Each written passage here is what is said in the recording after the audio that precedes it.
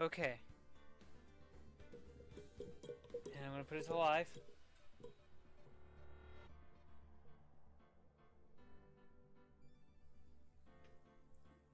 I think that's got it. I think that's got it. Whew, okay.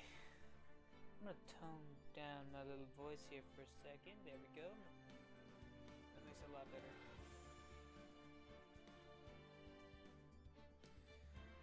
Okay. After all that, after doing a whole bit of like unplugging, plugging back in, restarting my computer, and making sure everything's working properly, we can now actually start playing this game. I still need to share to other bits of Discord. Hold on a second.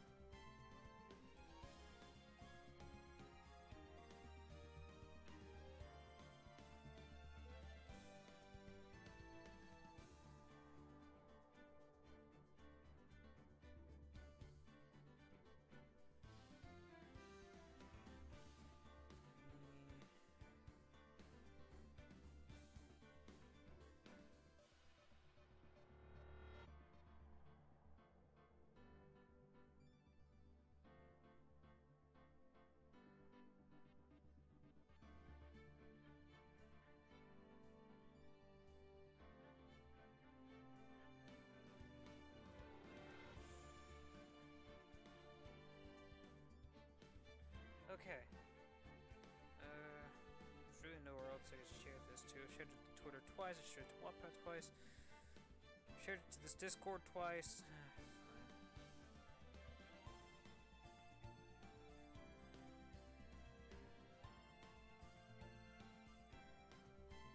I'll share it to that one, because why not?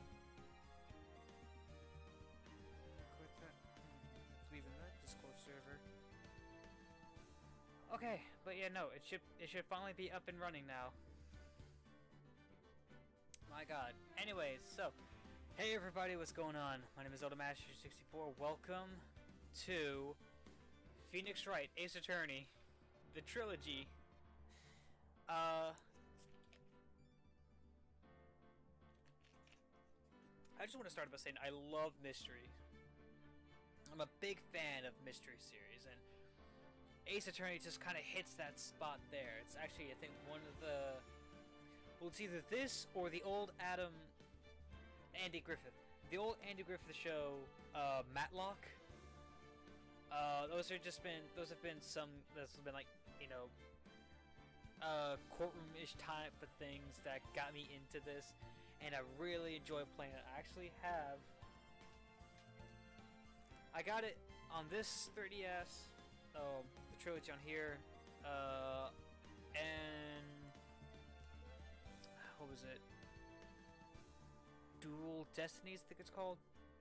But either way, I'm a huge fan of this, and I'd love to play this game for you guys. Yeah, this is a lot better now. Freaking.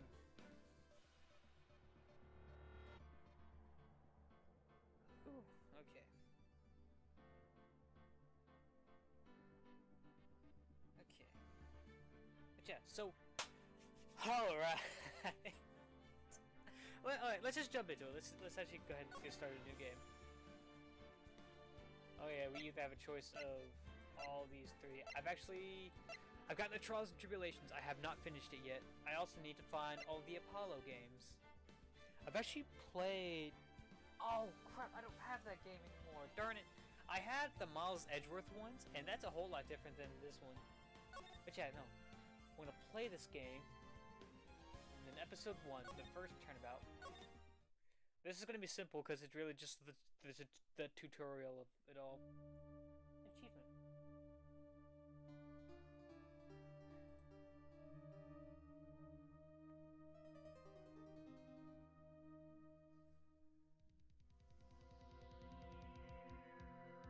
Damn it! Why me? I can't get caught. Not like this! I've got to find someone to pin this on. Someone like him. I'll make it look like he did it.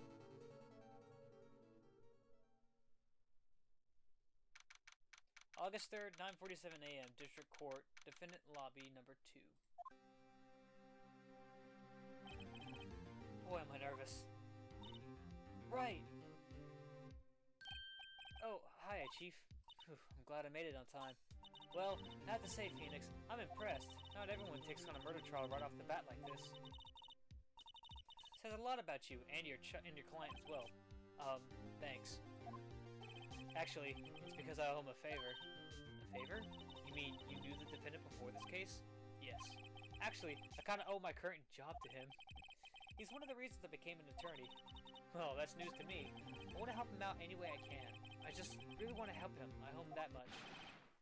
It's over! My life! Everything! It's all over! Is that your client screaming over there? Yeah, it's him. Death! Despair! Ah! I'm gonna do it! I'm gonna die! Sounds like he wants to die. Yeah. I'm not gonna do a female impression. I don't care if it's for the bit or not. Nick! Hey there, Larry. Dude, I'm so guilty. Tell him I'm guilty. Give me the death sentence. I ain't afraid to die. What? What's wrong, Larry? Oh, it's all over. I'm finished. Finished! I can't live in a world without her. I can't. Who took her away from me, Nick? Who did this? Oh, Nick, you gotta tell me. Who took my baby away? The person responsible for your girlfriend's death? The newspapers say it was you. My name is Phoenix Wright. Oh, crap. It's not a good time to get the sniffles. My name is Phoenix Wright. Here's the story. My first case is a fairly simple one. A young woman was killed in her apartment. The guy they arrested was the unlucky sap dating her. Larry Butts. My best friend since grade school. Our school had a saying, when something smells, it's usually the butts. In the 23 years I've known him, it's usually been true. He has a knack for getting himself in trouble. One thing I can say, though, it's usually not his fault. He just has terrible luck. But I know better than anyone that he's a good guy at heart, and that I owe him one, which is why I took the case, to clear his name. And that's just what I'm gonna do. August 3rd, 10 o'clock a.m., District Court, Courtroom number 2. Clearly. Court is now in session for the trial of Mr. Larry Butts. The prosecution is ready, Your Honor. The, defense is ready, Your Honor. Mr. Wright, this is your first trial, is it not? Yes, Your Honor. I'm, a little nervous. Your conduct during this trial will decide the fate of your client. Murder is a serious charge. For your client's sake, I hope you can control your nerves. Thank you, Your Honor. Mr. Wright, given the circumstances, I think we should have a test to ascertain your readiness. Yes, Your Honor. Hands shaking, eyesight fading. The test will consist of a few simple questions. Answer them clearly and concisely. Please state the name of the defendant in this case. Larry Butts. The defendant? Well, that's Larry Butts, Your Honor. Correct. Just keep your wits about you and you'll do fine. Next question. This is a murder trial. Tell me, what is the victim's name? Oh, no, this one. Glad I read the case report Glad I read the case report cover to cover so many times. It's... Wait, uh-oh. No way, I forgot! I'm drawing a total blank here. Phoenix, are you absolutely sure you're up to this? You don't even know the victim's name. Oh, the victim. Of course I know the victim's name. I, just forgot. Temporarily. I think I feel a migraine coming on. Look, the victim's name is listed in the court record. Just press tab to check it at any time, okay? Cindy's on it. Remember to check it often. Do it for me, please. I'm begging you. I already have my free phone upgrade. Shut up. Cinder block. Cindy Stone. The victim's name is Cindy Stone. Correct. Now tell me, what was the cause of death? She died because she was hit with a blunt object. She was struck once by a blunt object. Correct. You've answered all my questions. I see no reason why we shouldn't proceed. You seem much more relaxed, Mr. Wright. Good for you. Thank you, Your Honor. Because I don't feel relaxed, that's for sure. Well then. First, a question for the prosecution, Mr. Payne. Yes, Your Honor. As Mr. Wright just told us, the victim was struck with a blunt object. Would you explain to the court just what that object was? The murder weapon was a statue of the Thinker. It was found lying on the floor next to the victim. I see. The court accepts it into evidence. Such added to the court record. Right. Be sure to pay attention to any evidence added during the trial. That evidence is the only ammunition you have in court. Use tab to check the court record frequently. Mr. Payne, the prosecution may call its first witness. The prosecution calls the defendant, Mr. Butts, to the stand. Chief, what do I do now? Pay attention. You don't want to miss any information that might help your client's case. You'll get your chance to respond to the prosecution later, so be ready. Let's just hope he doesn't say anything unfortunate. Uh-oh. There, he gets excited easily. This could be bad. I guess, could I hit enter? And... ahem. Mr. Butts, is it not true that the victim had recently dumped you? Hey, watch it, buddy. We were great together. We were Romeo and Juliet, Cleopatra and Mark Antony. Didn't they both die? Didn't they all die? I wasn't dumped. She just wasn't taking my phone calls or seeing me. Ever. What's it to you anyway? Mr. Butts, what you describe is generally what we mean by dumped. In fact, she had completely abandoned you and was seeing other men. She had just returned from overseas with one of them the day before the murder. What do you mean, one of them? Lies. All of it. Lies. I don't believe a word of it. Okay, no. You don't see anything. Your Honor, the victim's passport. According to this, she was in Paris until the day before she died.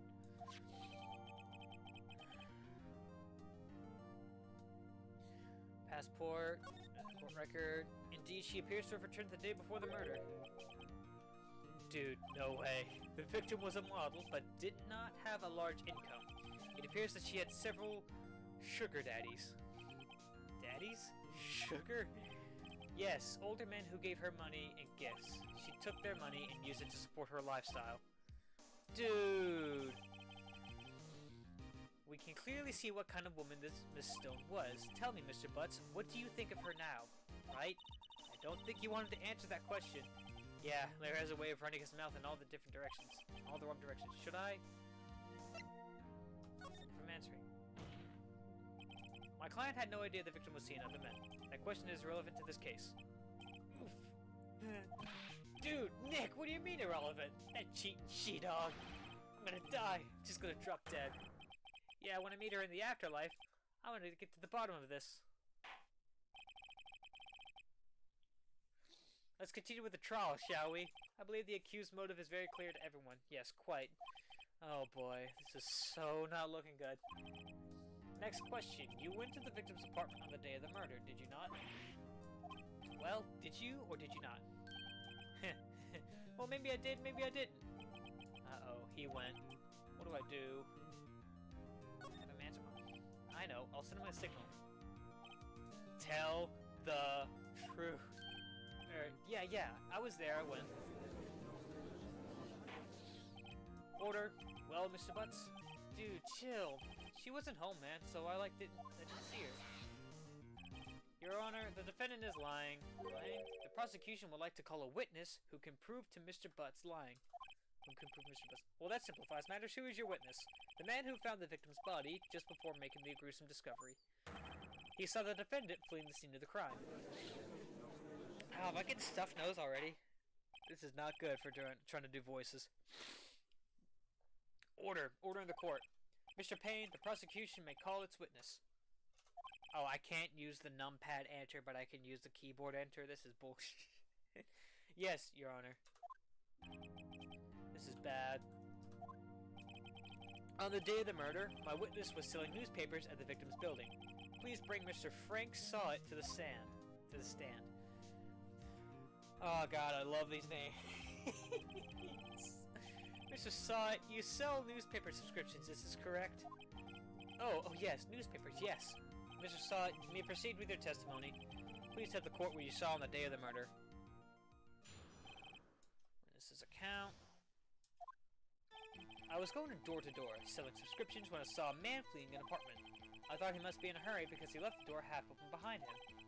Thinking it strange, I looked inside the apartment. Then I saw her lying there, a woman, not moving, dead. I quailed in fright and found myself unable to go inside. I thought to call the police immediately. However, the phone in her apartment wasn't working. I went to a nearby park and found a public phone. I remember the time exactly. It was 1 p.m. The man who ran was, without a doubt, the defendant sitting right over there. So alrighty, I think one of the problems is the time of death, which is right here. Again, this case is super easy. It's supposed to get the players into the just understand what the layout is and what you're supposed to do. Larry, why didn't you tell the truth? I can't defend you against a testimony like that. Incidentally, why wasn't the phone in the victim's apartment working? Your Honor, at the time of the murder, there was a blackout in the building. Aren't phones supposed to work during a blackout? Yes, Your Honor. However, some cordless phones do not function normally. The phone that Mr. Sawit used was one of those. Your Honor, I have a record of the blackout for your refusal. Electricity in Miss Stone's building was out from noon to 6 p.m. on the day of the crime. Now, Mr. Wright. Yes, Your Honor? You may begin your cross-examination. Cross-examination, Your Honor? Alright, right, this is it. The real deal. What exactly am I supposed to do?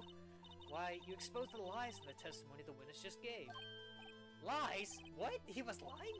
Your client is innocent, right? And that witness must have lied in his testimony. Or is your client really guilty? How do I prove he's not? You hold the key. It's in the evidence. Compare the witness's testimony to the evidence at hand. There's bound to be a contradiction in there. First, find contradictions between the court record and the witness's testimony. Then, once you've found the contradicting evidence, present it and rub it in the witness's face. Okay. Open the court record with tab, then point out the contradictions in the testimony. Okay. So already I know.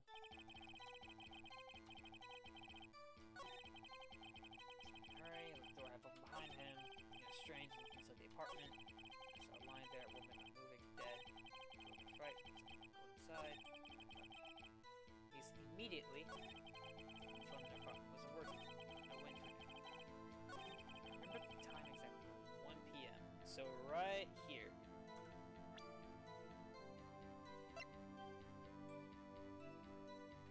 And Objection! There. You found the body at 1 p.m. You're sure? Yes, it was 1 p.m. for certain. Frankly, I find that hard to believe. Your statement directly contradicts the autopsy report. The autopsy notes the time of death at some time after 4 p.m. There was no body to find at 1 p.m. How did you explain this 3-hour gap? This is trivial. The witness merely forgot the time. After his testimony, I find that hard to believe. Mr. Sawit, why were you so certain that you found the body at 1 p.m.? Gee, that's a really good question. Great job, Wright. Way to put him on the spot. That's all you have to do. Point out contradictions. Lies always beget more lies. See through one, and their whole story falls apart. Wait, I remember now. Would you care to give your testimony again?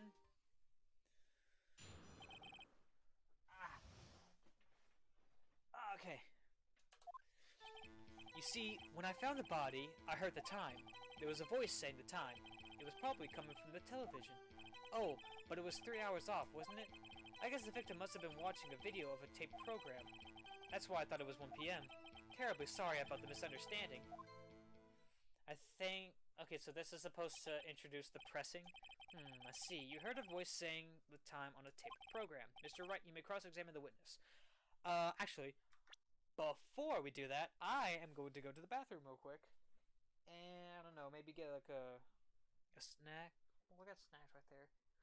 Anyways, I'll be right back.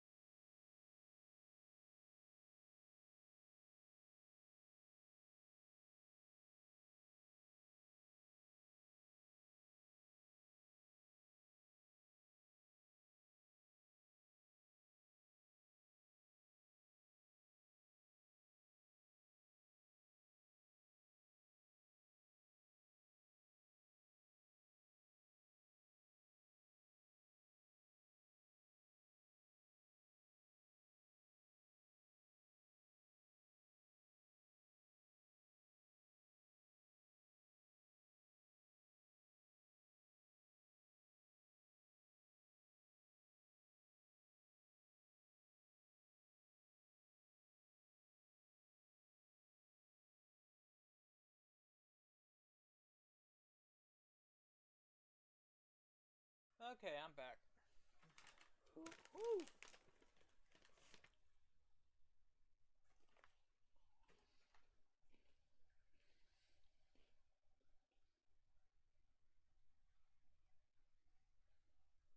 Alright. Alright, Mr. Wright, you may cross-examine the witness. Right. You know what to do. Got this one.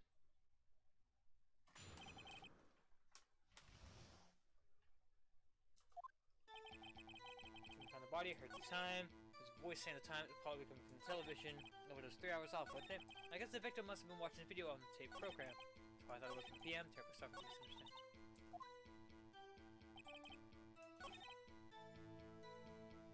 It's this one right here.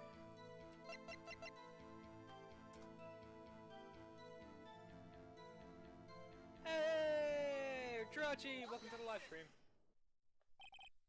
Hold it right there. The prosecution has said there was a blackout at the time of the discovery, and this record proves it. You couldn't have heard a television or a video. God, the defense is the point. Do you have an explanation for this, Mr. Sawhit? No, I find it quite puzzling myself. Quite. Wait, I remember now. Mr. Sawhit, the court would prefer to hear an accurate testimony from the very beginning. These constant corrections are harming your credibility. That, and you seem rather distraught.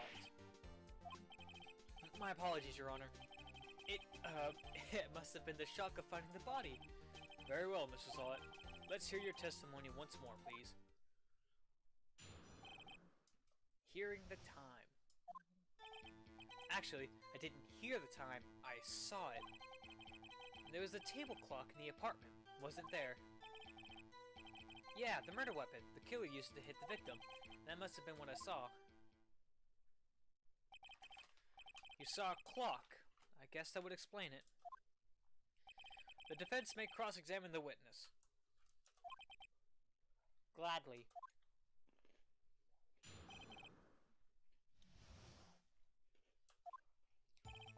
She didn't hear the time. I saw it.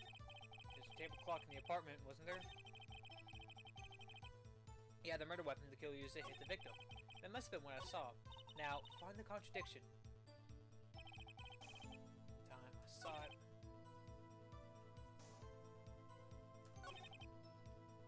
Was it this one?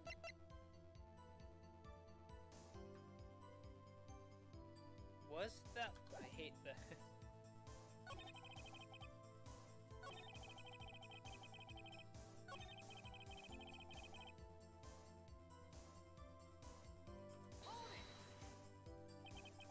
Clock.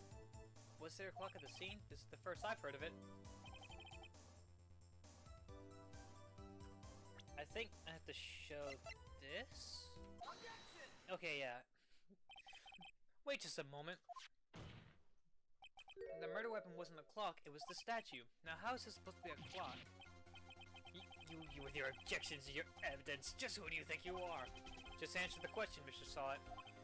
Hey, I saw it there, okay? That's a clock! Your Honor, if I may. Yes, Mr. Payne. As the witness stated, this statue is indeed a clock. I'm guessing an 87. Game shots the next time you're playing. Thanks for that, Capcom. The neck is the switch. You just tilt it and it sets the time out loud. As it doesn't look like a clock, I submitted it as a statue. My apologies. I see, so the murder weapon was a table clock after all. Well, Mr. Wright, it appears the witness's testimony was correct. This is a clock. Do you have any problems with this testimony now? Yes?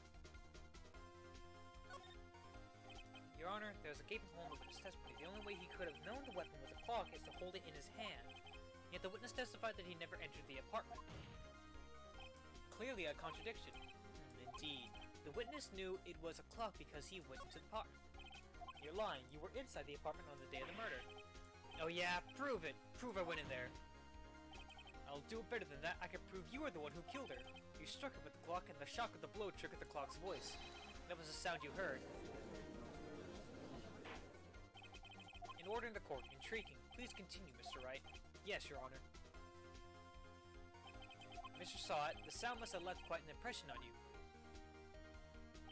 Understandable, since the murder weapon spoke just as you hit the victim.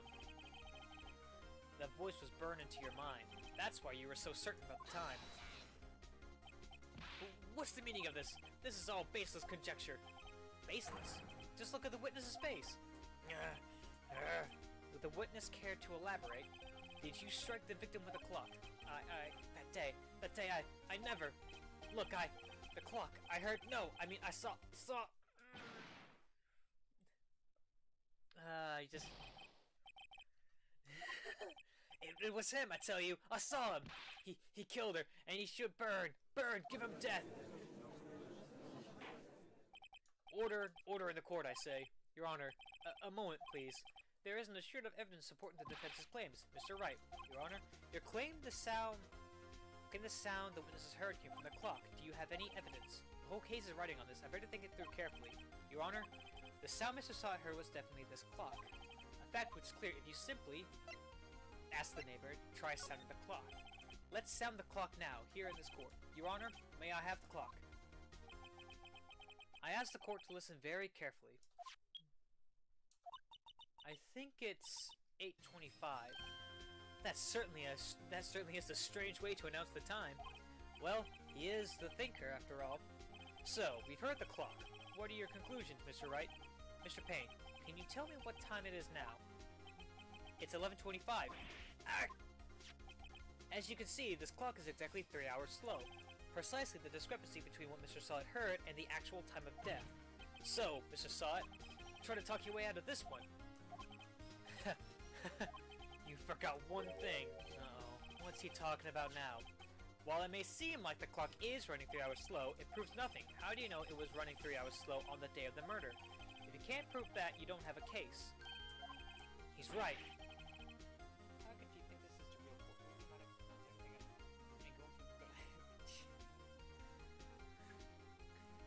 I don't think it's that accurate. Damn it, I was so close. Mr. Wright, it seems you lack the critical evidence to support your claim. Yes, Your Honor. This means I cannot let you interdict the witness. Unfortunately, this ends the cross-examination for Mr. Frank's side. I come all the way down here to testify, and look what happens. You treat me like a criminal. A criminal! You lawyers are all slime. I almost had him.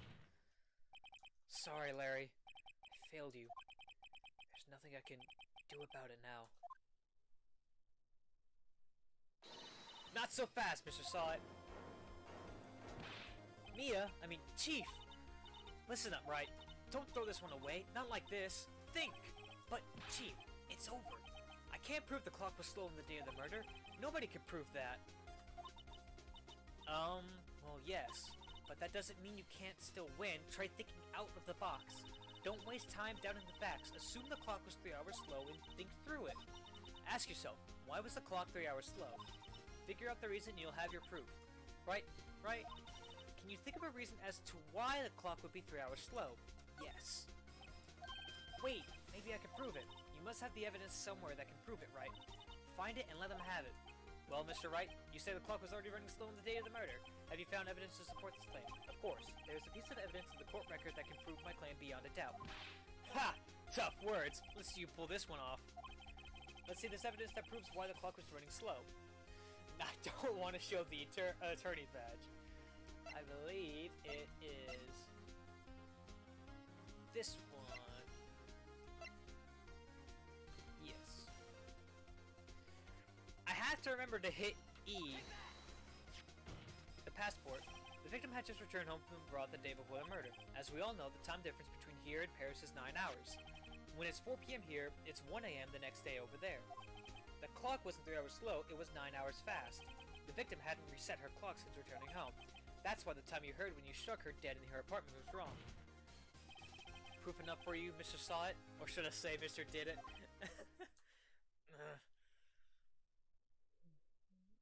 Frothing at the mouth. Order! Order, I say! Well, this case has certainly turned out differently than we all expected. Mr. Payne, your witness, he was arrested and has been taken away, Your Honor. Very well. Mr. Wright? Yes, Your Honor. I have to say, I'm impressed. I don't think I've ever seen someone complete a defense so quickly. And find the true culprit at the same time. Thank you, Your Honor.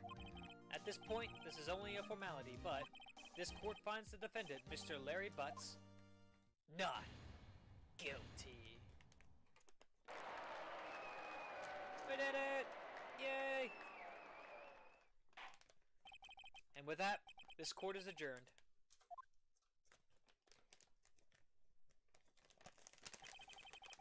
Turns out that Frank Stott was a common burglar. He posed as a newspaper salesman to check and see when people were out of the house. That day,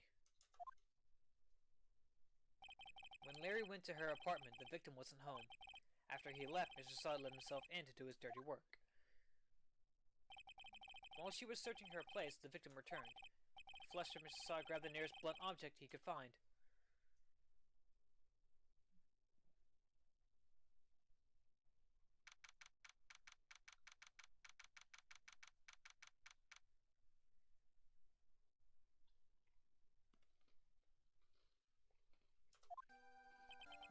Whew. Still can't believe he won.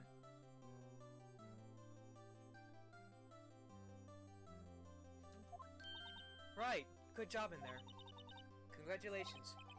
Thanks, Chief. I owe it all to you. Not at all, not at all. You fought your own battles in there. It's been a while since I've seen a trial end on such a satisfying note. I've never seen the Chief looking this happy. If she's this glad, imagine how Larry must feel. My life is over. Larry, you're supposed to be happy. What's wrong now? Oh, Nick, don't worry about me. I'll be dead and gone soon. Good. Wait, no! I mean, bad! Bad, bad, bad! Larry, you're innocent. The case is closed. But my Cindy Winty's gone, man. Gone forever. Larry, she was a... Nah, never mind.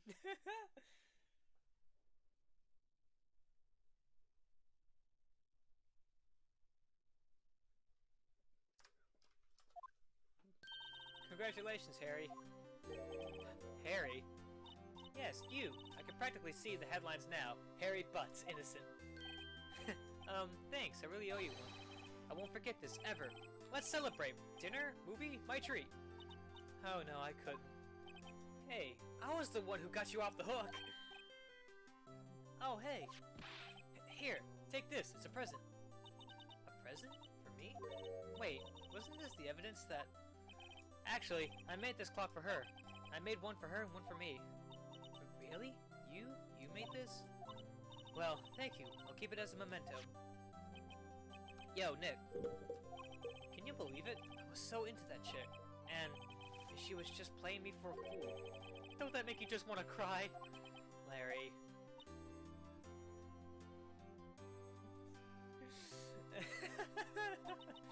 Are you so sure?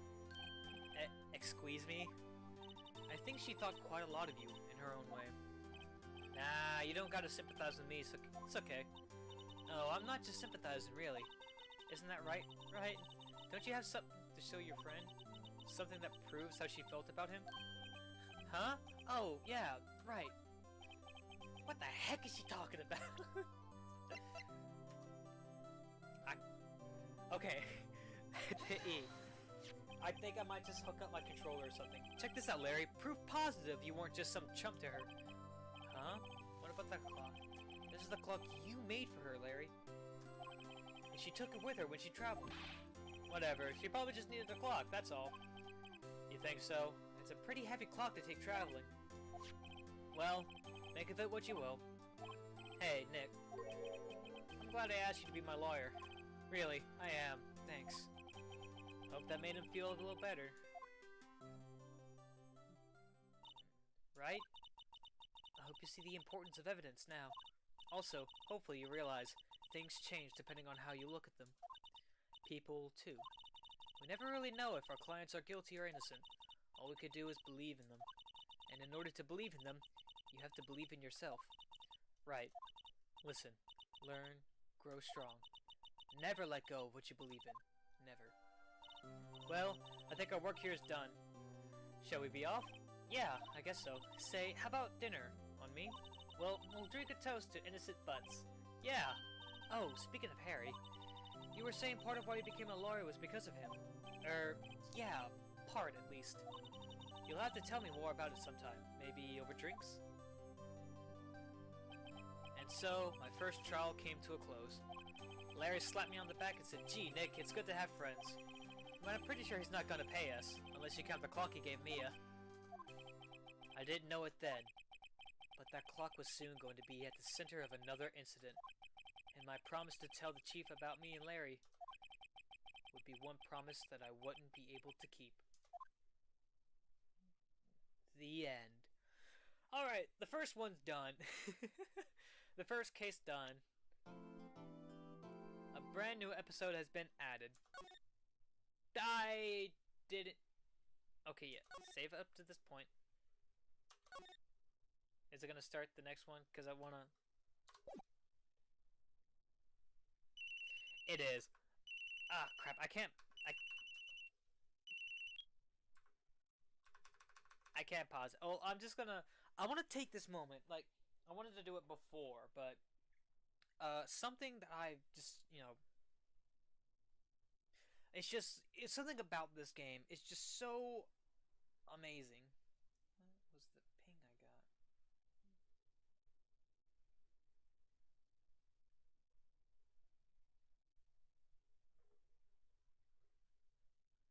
The hell?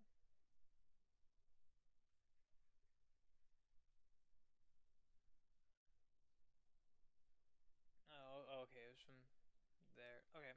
No, go back here.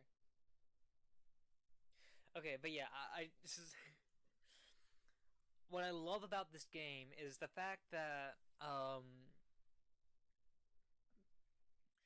actually, when did this game come out? Now that I think about it, I think it's such an old game because it came out on the DS years ago. Let me search up.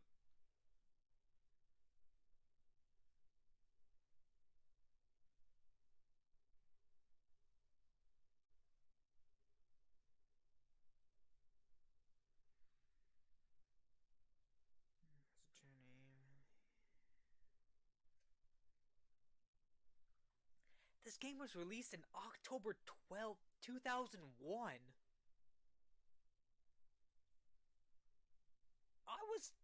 I, I was still a baby at this time. Holy crap. And then Justice for All came out a year after. But yeah, like this game is so... This game is so old. I was wanting to think 2013 or something, but no. But the fact that this game that was originally released on the DS is kind of graphic.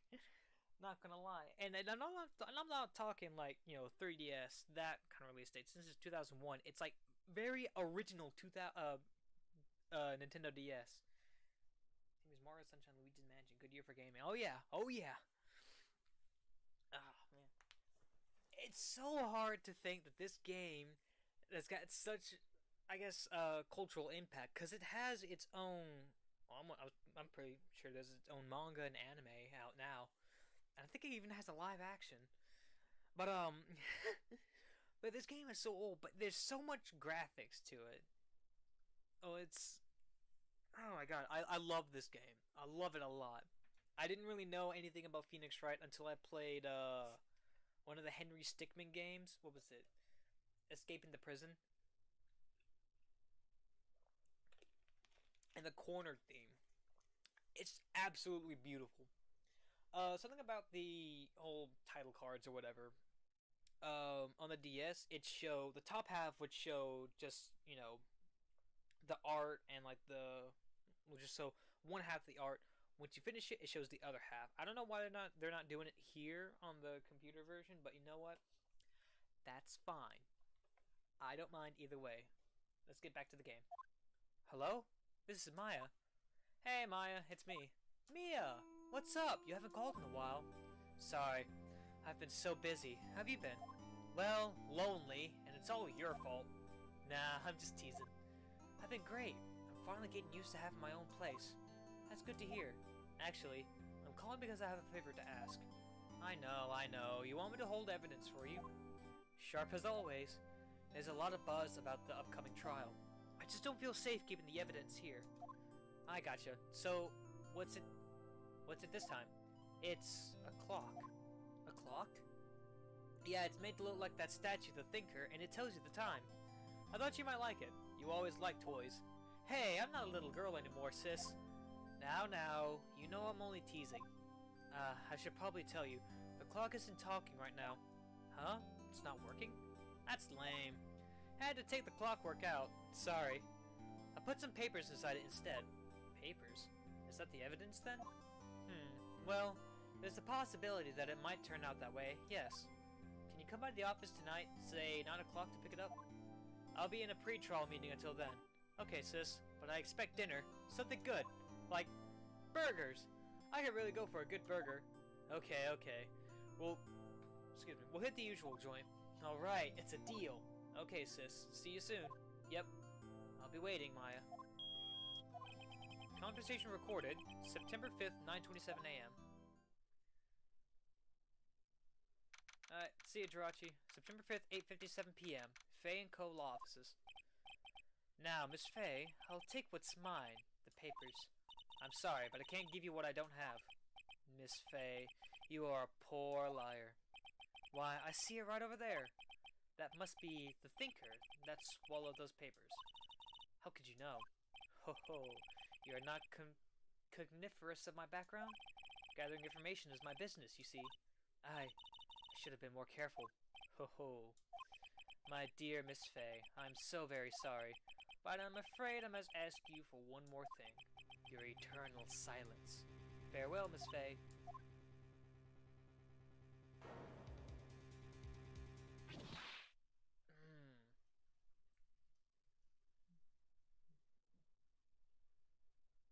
Red, white, blue.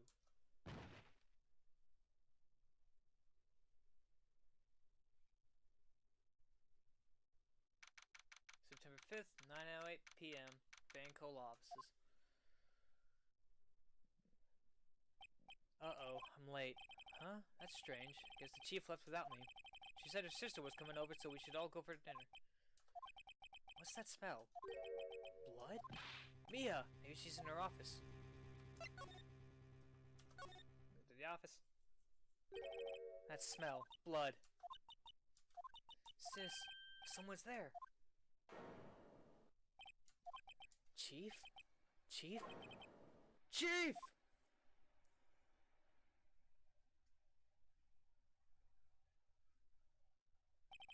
Who are you?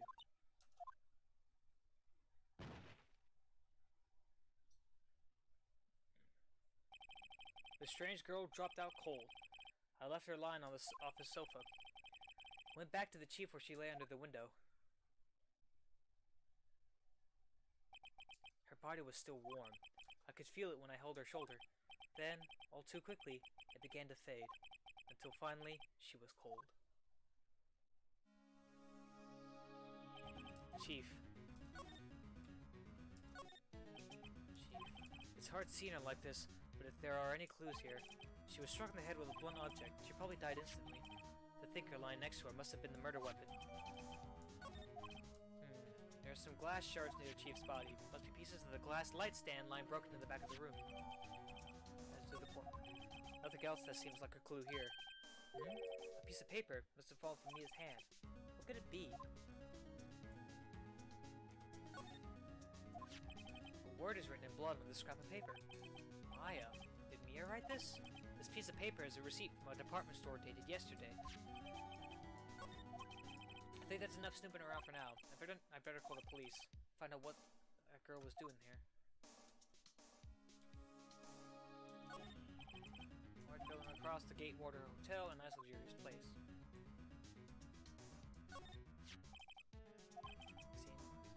Light stand.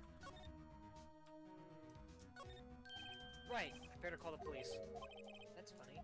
A few of the screws in the receiver are missing. Almost like someone was halfway through taking it apart.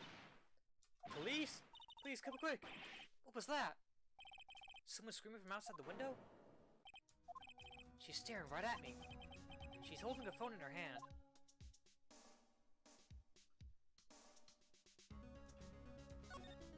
Phone receiver missing screws, better not use it.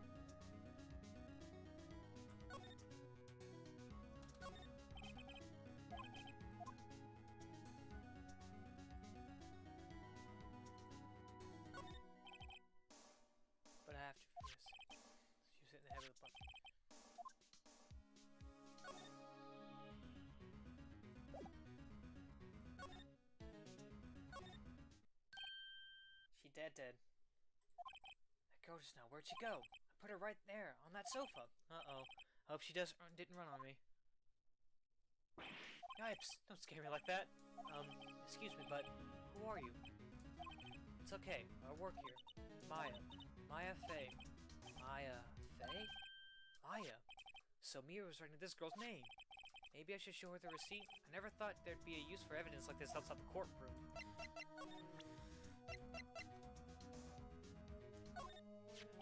Before Mia died, she wrote a message with her own blood.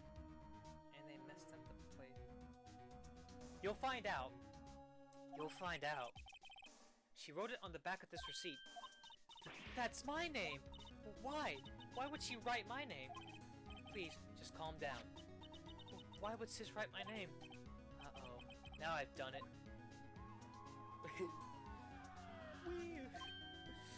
Just cue that sound from SpongeBob, when Patrick is like a police car or something. The police!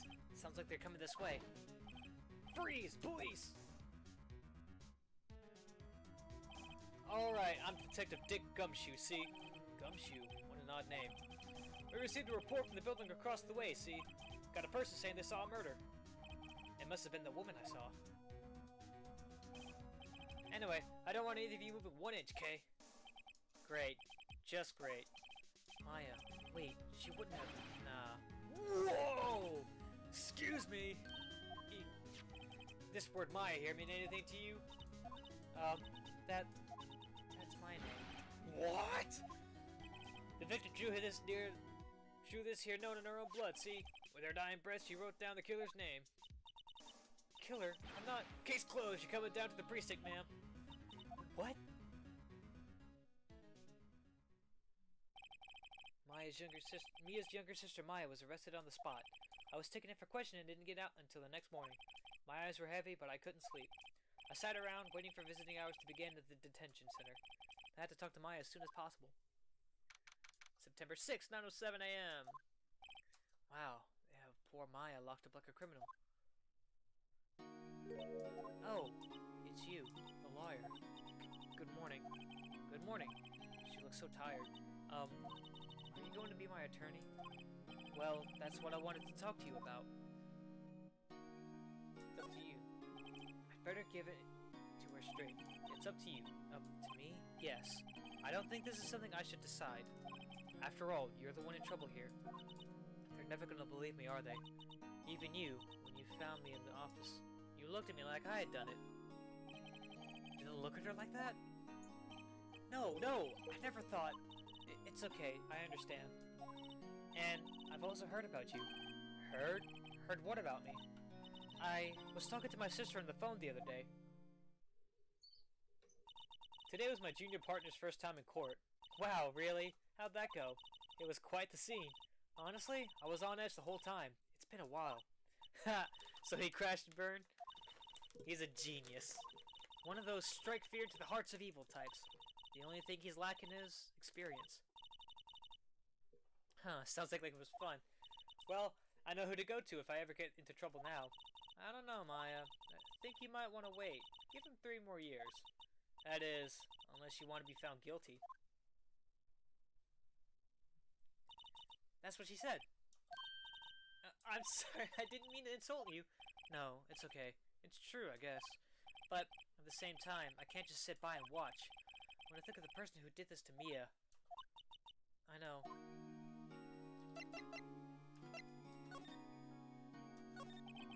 There's something I've been wanting to ask you.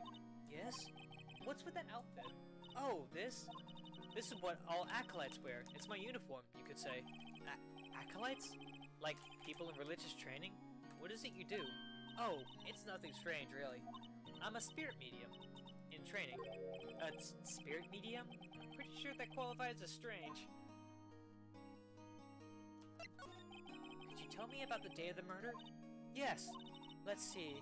That morning, I got a call from my sister. She wanted me to hold on to a piece of evidence for an upcoming trial. Evidence? Yes, that clock shaped like the thinker. The one Larry made. How could that have been evidence in the case? Right. She said something about that. I remember.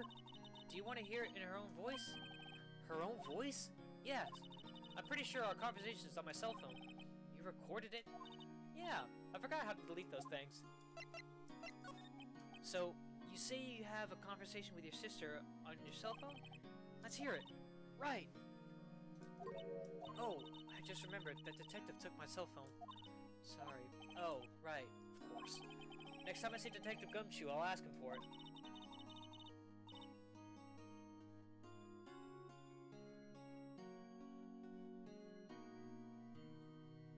I'll write you a note so you don't forget, okay? Sure, thanks. Maya's memo added to the court record. Sorry, I know it must be hard. No, it's okay. All I've been doing in the last few hours is talking about it. Kinda gotten used to it. Let's see, that morning I got a call from my sister. She wanted to hold him to piece of evidence. That's the thing, her clock practically qualifies as a serial murderer by now. So then, when did you arrive at the office? It was right around 9 o'clock. The lights were off and I could smell blood. Then I found her, my sister. Thanks, Maya. That's all I need to hear for now. So you're an acolyte, or medium in training? That's right. The Fae family, especially the women, have always been very sensitive to the spirit world. Wait a second, you said the Fae family? Excuse me. So, Mia was into this stuff too? Of course! She left the mountain to follow her career, she said. Her powers were first class, too. I had no idea.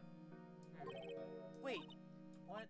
So, you're a real, honest-to-goodness spirit medium, with ESP and all that? Yes, in training. Well, can't you contact me as spirit then? We could just ask her who killed her. I'm sorry. I'm still in training. I couldn't do something on that level. I thought that would be too easy. Huh? Something the matter? I was wondering, could I ask you a favor? This is the address of a famous lawyer. My sister gave me this a long time ago. She said if I was ever in trouble, I should call him. And, well, I'm in trouble. Do you think you could go ask him to represent me? Sure, why not? I'll go ask. Thank you so much. I have no one else to turn to. Say, what about your parents? I see. Don't worry. Leave it to me. Thank you. The trial's tomorrow at 10 o'clock. What? Tomorrow? Tomorrow. What if this guy refuses? They told me that if I don't find one, the state will pick an attorney to defend me.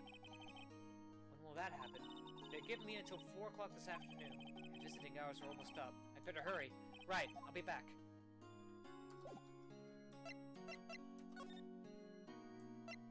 Grossberg Law Offices. September 6th, Grossberg Law Offices.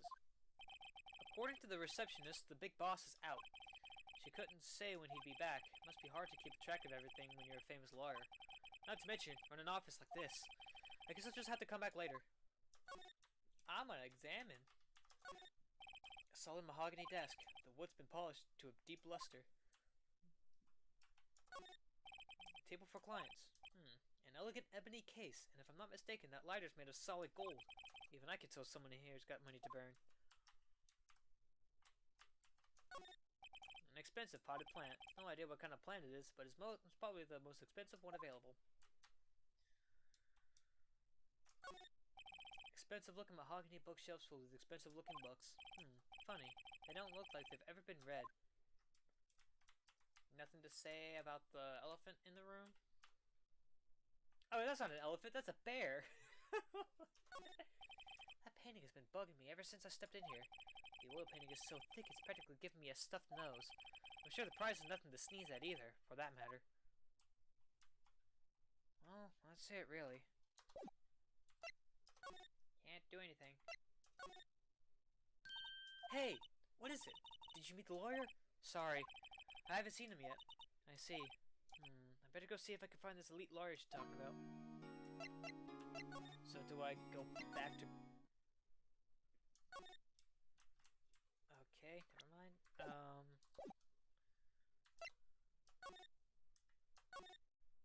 Okay, I guess I had to meet with Gumshoe. The office is filled with police officers. They're all busily searching for clues. Hey, you there! This is a crime scene, pal. No trespassing. Sorry. Don't I know you from somewhere? Wait, you're that Butts guy, aren't you? No, Phoenix Wright. How could anyone mistake me for Larry? Ah, guess I got the wrong name. Mr. Wright. Sorry about that. That Butts guy, he was a killer. And you're no killer, right? He was proven innocent. Right. And you were... Detective Suede Shoes. Detective Gumtree. Gumshoe, wasn't it? Dick Gumshoe? Right. At your service. Hang on, that's Detective Gumshoe to you, pal. Anyway, get the name right. And don't go calling me Dick. Hey, Dick, get over here. Yes, sir. But be right there. You're here. You're her lawyer, right, pal? If you got business here, you better do it quick. He thinks I'm Maya's lawyer. Mia, about Miss Faye, did you do an autopsy? You want to know the results, eh? Now don't you look at me like that, pal. It's no use. She might have been your boss, but that doesn't mean you get any special treatment. Alright. You can see the report, but that's all. Autopsy report added to the court record. About Maya. Yeah, I'm looking forward to the trial. Sorry, pal, but this is one trial you aren't gonna win. Why do you say that? The city's put Prosecutor Edgeworth on the prosecution. Edgeworth. I'm sure you know what that means, pal. You being a lawyer and all. Edgeworth. Prosecutor Edgeworth. That's right, pal. Mr. Miles Edgeworth himself.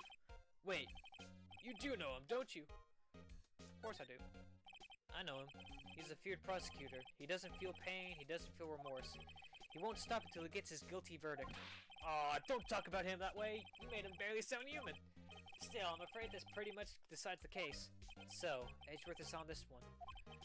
He hasn't lost a case since he became prosecutor at the incredibly young age of 20. Of course, there are rumors of back alley deals and forged evidence. All I know for sure is that Edgeworth hates crime with an utmost abnormal passion. I never imagined I'd be facing him so soon.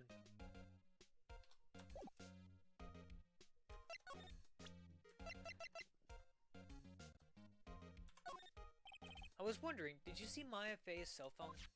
Oh, that? I have that. Do you think you could give it back? Sure! I mean, wait a second, pal. Tricky lawyer. Uh-oh, he's on to me. Tell him straight. If I tell him why I want it, there's no way he'll give it to me. Something the matter? Oh, no, it's just, you know, detective. Nope, I know nothing, pal. That cell phone has a lot of numbers on it, like her boyfriend's. A cell phone holds all the little girl's sweetest and spiciest secrets. You're trying to confuse me. Sorry, pal, I already checked all the numbers in memory. Impressive, you're quite the detective. Uh-huh. Oh, here, you can have the phone back. There weren't any suspicious call records in there, after all. Seems he didn't notice the recorded conversation. Check the court record to hear the recorded conversation. I guess I've asked all the questions I need to. You all done, pal? Yes. Thank you. I'll be heading out now. Oh, wait. One more thing I wanted to mention to you. I don't suppose you're planning on talking to that witness. Anyway, you better not. No influence in the witness with your lawyerly ways, pal. Come to think of it, I completely forgot about her. The witness? Yes, Miss April May. I'm sorry about this, but I can't tell you anything about her. Well, you just told me her name, Miss May, huh? So you've sent her home already then? You're trying your lawyerly tricks on me now. She's not to go outside her room until the trial. So, she's still in the hotel across the way. I guess I should know better than to try to get a detective to leak information. You got that right, pal. Time to pay a visit to Miss May. Oh my god, he's like Hagrid. Mia, what's up? You have a call. Actually, someone hold on to. Okay, what's it this time? It's a clock. It's meant to look like the statue of the thinker, and it tells you the time. I should probably tell you the clock's still working. How did the clock work out? Sorry, I put some papers inside instead. Okay. I'm trying your lawyerly ways. Gatewater Hotel. September 6th, Gatewater Hotel, room 303. Wow, hello there, handsome. Hi. Smooth, right? Real smooth. You're a lawyer, aren't you? The detective told me. He said, don't say nothing to that lawyer, pal. Memo to self. Thanks, Gumshoe, for making... Thank Detective Gumshoe for making my job harder.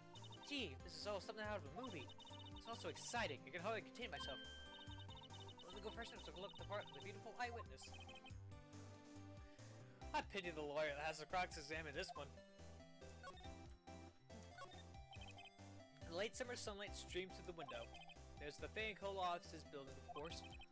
See the inside of the room pretty clearly from here. I think it would be a little difficult to recognize. The face from this distance, though. Bottle and 2 glasses are on the table. Somebody must be staying with her. A simple bed. It's been recently made. Nothing eye-catching here. Painting. Ah, still scene painting. Wait, what? Should that be still life? Whatever. One of those is hanging on the wall. The flowers are fake. It's suspected. I know some flowers and tulips, but that's about the extent of my floral knowledge. Now the elephant in the room. There's a screwdriver stuck in this drawer. I wonder what's inside. Let's take a look. Hey! Hey! What are you doing? No touching. Ooh, bad boy. You really shouldn't pry around in other people's rooms now. You wouldn't want to make me upset, would you? Upset? I thought she was gonna explode for a second there. I wonder what could be hiding inside the drawer. What do you witness? Do you think you could tell me something? I need you to describe what you observed at the time of the incident. Oh, observe. Incident. You sound just like a lawyer in the movies. I like a man with a big... vocabulary. Oh, better not encourage her. I already know that thing that happened the other day, the bad thing. What did you see when it happened? I don't suppose you could tell me about it, pretty please? Let me see, well, dream on. If you want to know, you just have to come to court tomorrow. Oh, boy. Could you just... Who exactly are you? Ooh, Mr. Lawyer, are you hitting on me? No! Hey, I'm just doing my job here. You know, you're cute when you blush.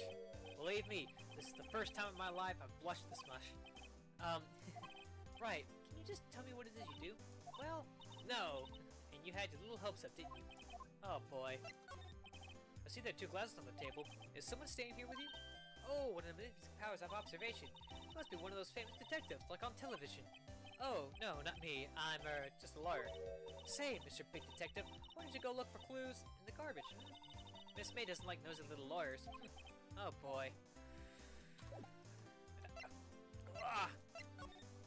Alright. Attention. No.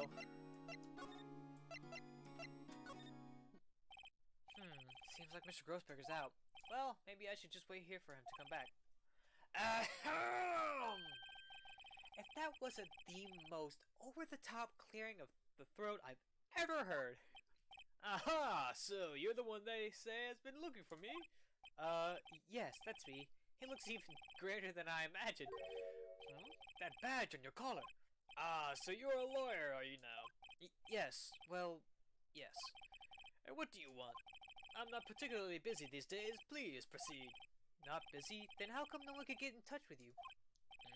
Something the matter? You came to see the one and only Marvin Grossberg, did you not? Well, here I am, boy. What do you want? Out with it. Well, sir, actually, it's about Maya. Maya Fey. Ah, yes. Maya Fey. Go on.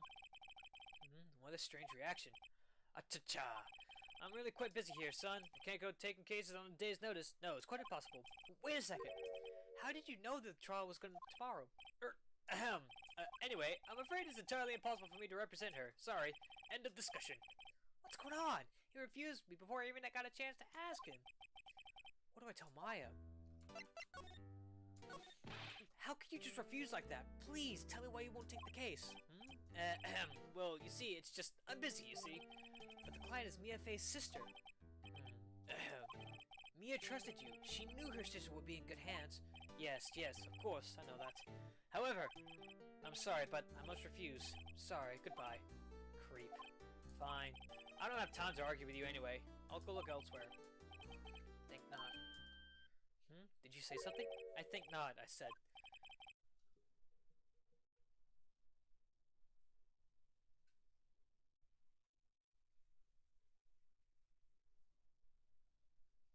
What do you mean?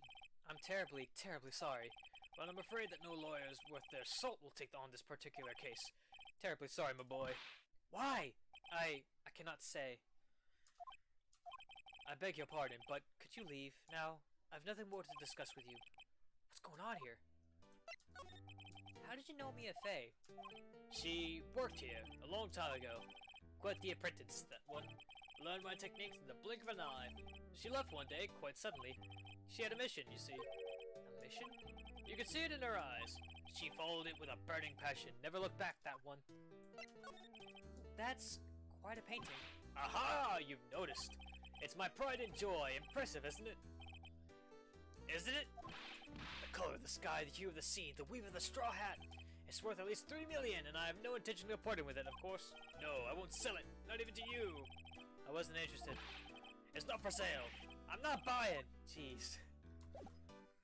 Alright, I'll go tell Maya that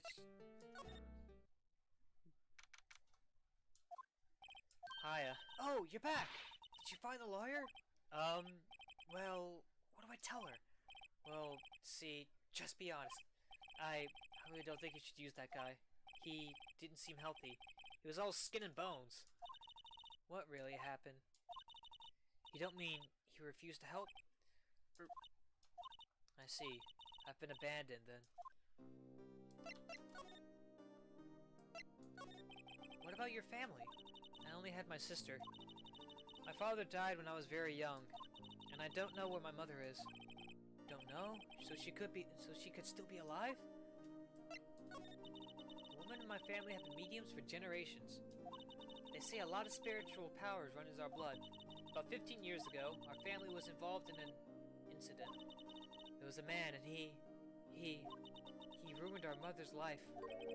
Ruined? After that, she disappeared. Several years after that, my sister announced she would become a lawyer, and she left the mountain. So, you live by yourself? Yes, I've gotten used to it.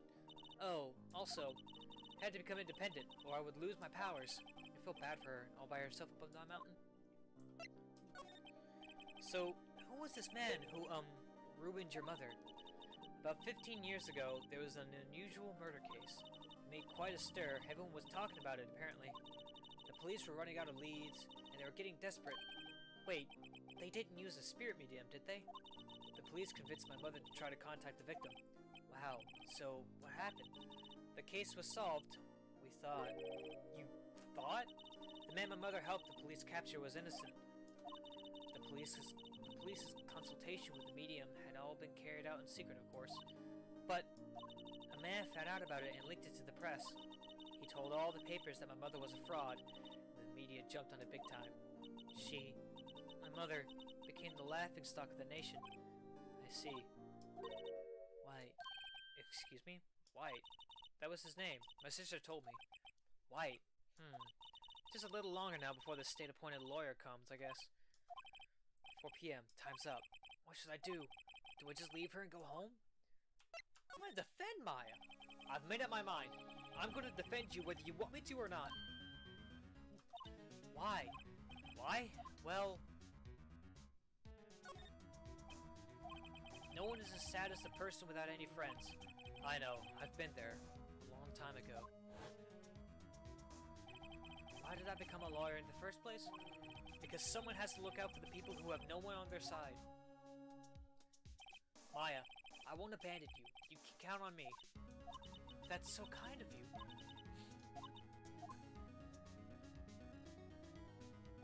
Well, let's fight this one and get you out of here. Right, thank you. Whew, she smiled at last. She looks like an entirely different person. One last question. You are innocent, right? Yes! And I trust you. So you trust me too, okay? It's a deal. So, what next? There's something that's been bugging me. Just what was inside that strange woman's drawer? It was when I tried to look into the drawer that she got all defensive. There has to be something in there.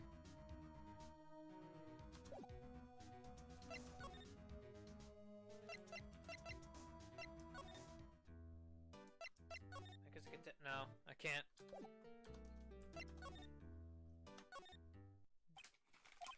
Looks like Detective Gumshoe has gone home. The police are still keeping themselves busy in the chief's office. No one has the time to talk to me. I guess I'll head out.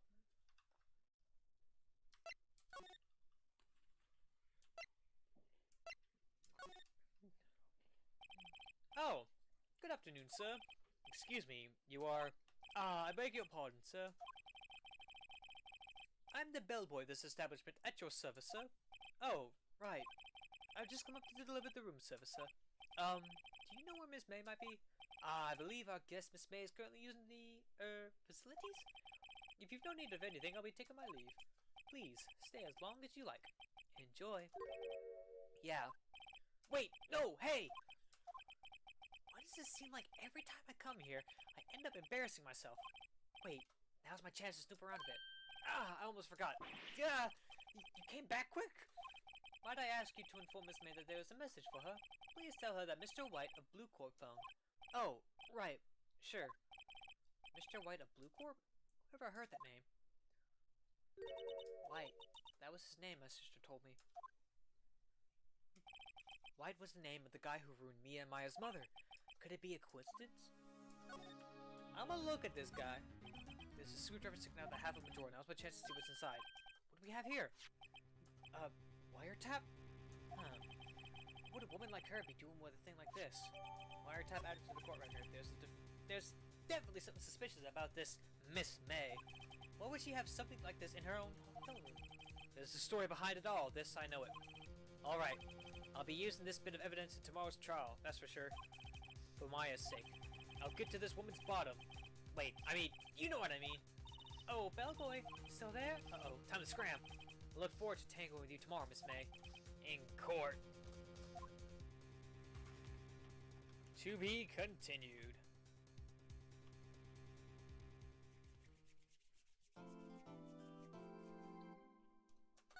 I am rather glad that the stream's holding up very well. I have had no drop frames, no missing thing, no missing whatevers. And yeah.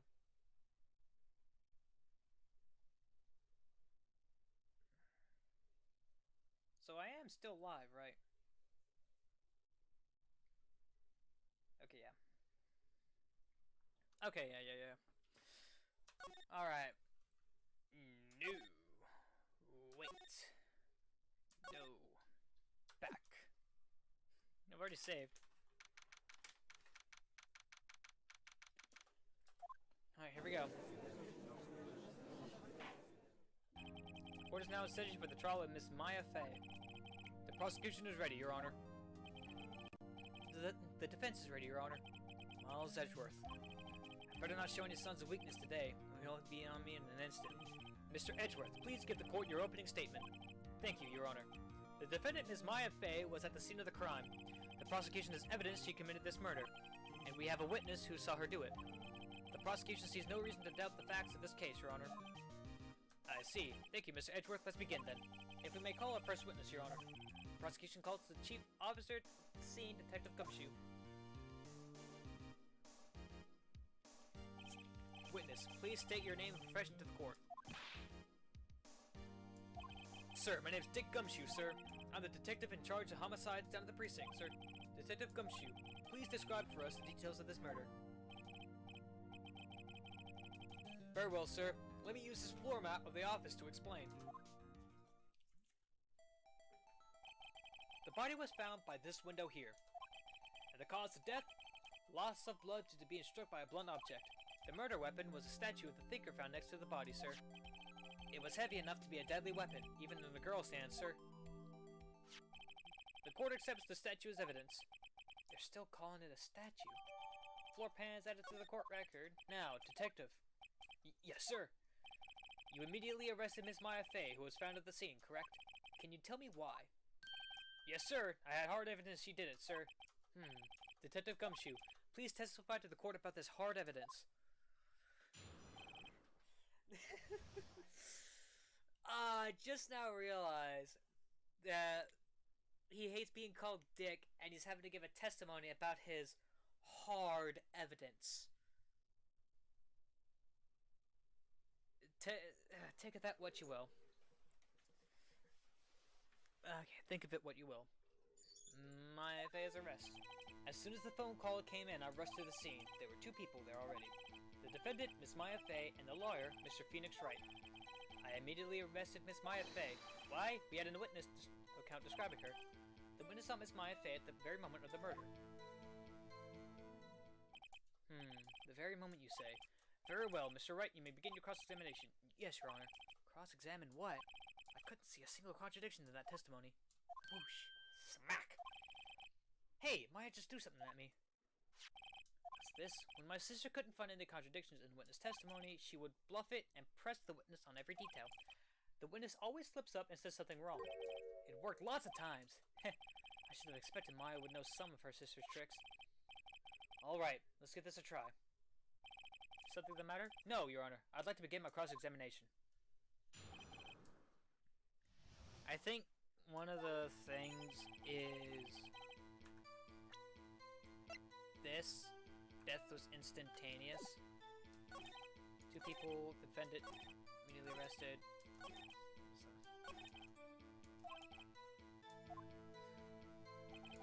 Okay, right. Hold it. Who did you say you got a call from? Hey pal, don't play dumb, you know who. The call was from a customer at the Gatewater Hotel right across from the crime scene. Okay, I pressed not... Sure, it did much though. Right, please continue. There are 2 people there already. I press, he's gonna ask who they were, and Edgeworth's gonna be like, listen to the testimony. Detective Gumshoe, how long would you say it took between you receiving the call and your arrival at the scene of the crime? Right, I'd say it was about 3 minutes. That's pretty fast. Our motto this month is quick response. That's how I got here before the killer got away. Indeed. So, tell us who the 2 people on scene. I was wrong.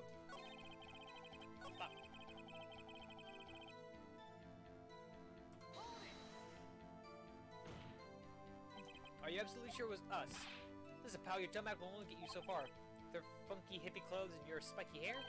You sound like a suspicious people at a crime scene. Well, he does have a point about her. She is pretty unmistakable. I should pick my points to press a little more care. Why is that? What's your reason? Why we have not what's describing her? Hold on just 1 second. If I heard correctly, you said you arrested her because you had hard evidence she did it, correct? Daytime, yeah. Huh? Did I say that? Me? I heard you say it. You did say it. You said it. Exactly what about the suspicious woman in Pink's claim was hard evidence? What? Miss May isn't suspicious, and she sure isn't pink, pal. She's pretty pink. Well, I guess she is pink. That's enough, Detective Gumshoe. Do you have any more solid proof other than her claims? I guess present can have its advantages. Yes! Sorry, I got the order of things mixed up in my testimony, Your Honor, sir. There was something I should have told you about first. Very well, Detective. Let's hear your testimony again. Okay. After securing the suspect, I examined the scene of the crime with my own eyes. I found a memo written on a piece of paper next to the victim's body. On it, the word Maya was written clearly in blood. Lab test results showed that the blood was the victim's. Also, there's blood found on the victim's finger. Before she died, the victim wrote the killer's name. How do you like that? That's my hard evidence. Dick, never show your hard evidence. Before we begin cross-examination, I have a question for you, Detective. Your Honor, why did you testify about this vital piece of evidence for the first time? I know. I'm real embarrassed. I forgot about it, Your Honor, sir. Try to be more careful. Very well. The defense may begin its cross-examination. Heads up. I'm just a suspect. Hey, For Luca, welcome to the live stream. Got a memo on it. The test results. Alright.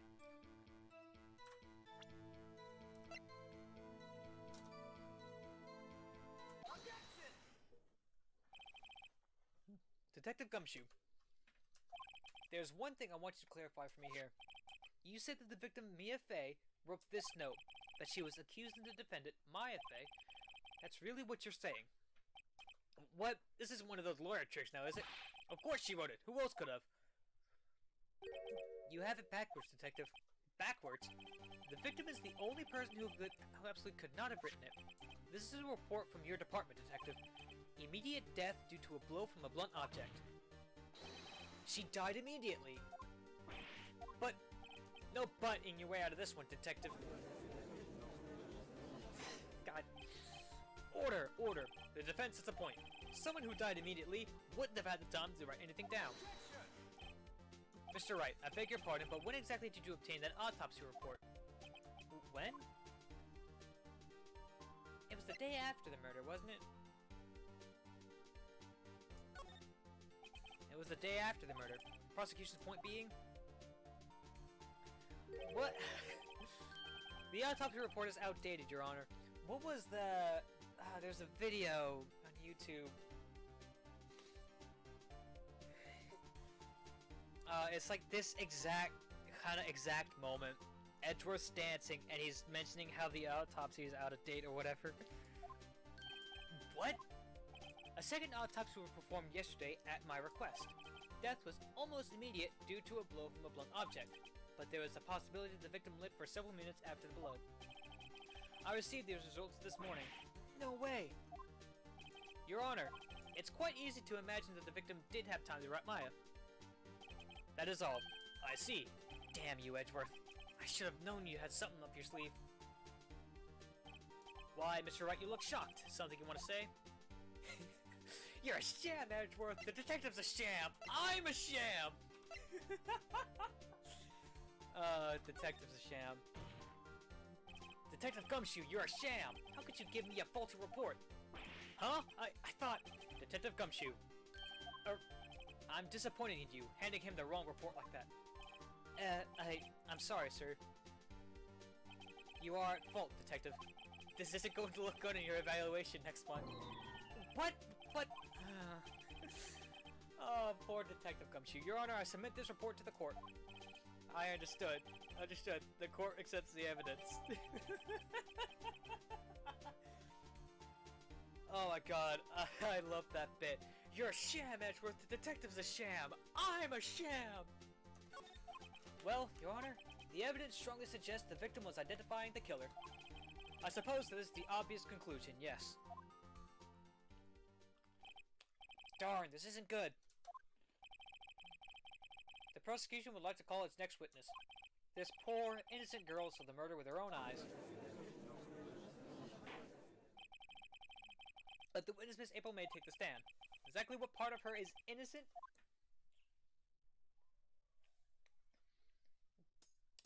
Oh, God. Witness, your name, please.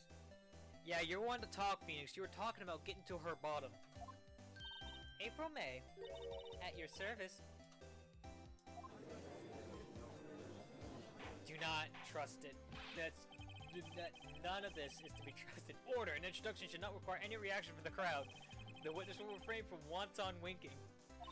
Aw, yes, Your Honor. This is not good. She's already captured the hearts of every man in this courtroom. Tell us, where were you on the night of September 5th when the murder occurred? Gee, I was, like, in my hotel room? I checked in right after lunch. And this hotel is directly across from the Fanco law offices. That's right, big boy.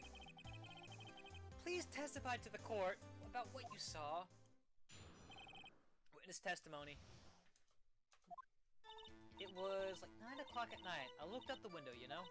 And then, ooh, I saw a woman with long hair being attacked. The one attacking her was a mousy girl sitting in the defendant chair. Then the woman, like, dodged to one side and ran away. But that girl, she caught up to her and she hit her. Then the woman with long hair, she kinda slumped. The end. That's all I say. Every little bitsy witsy. Well, Your Honor, I see. It is a remarkably solid testimony. I do not see a need to trouble the witness any... Wait, Your Honor. Yes, Mr. Wright?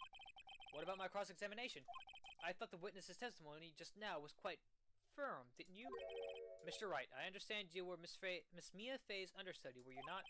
You must know her techniques well. Her cowardly way of finding tiny faults in perfectly good testimonies.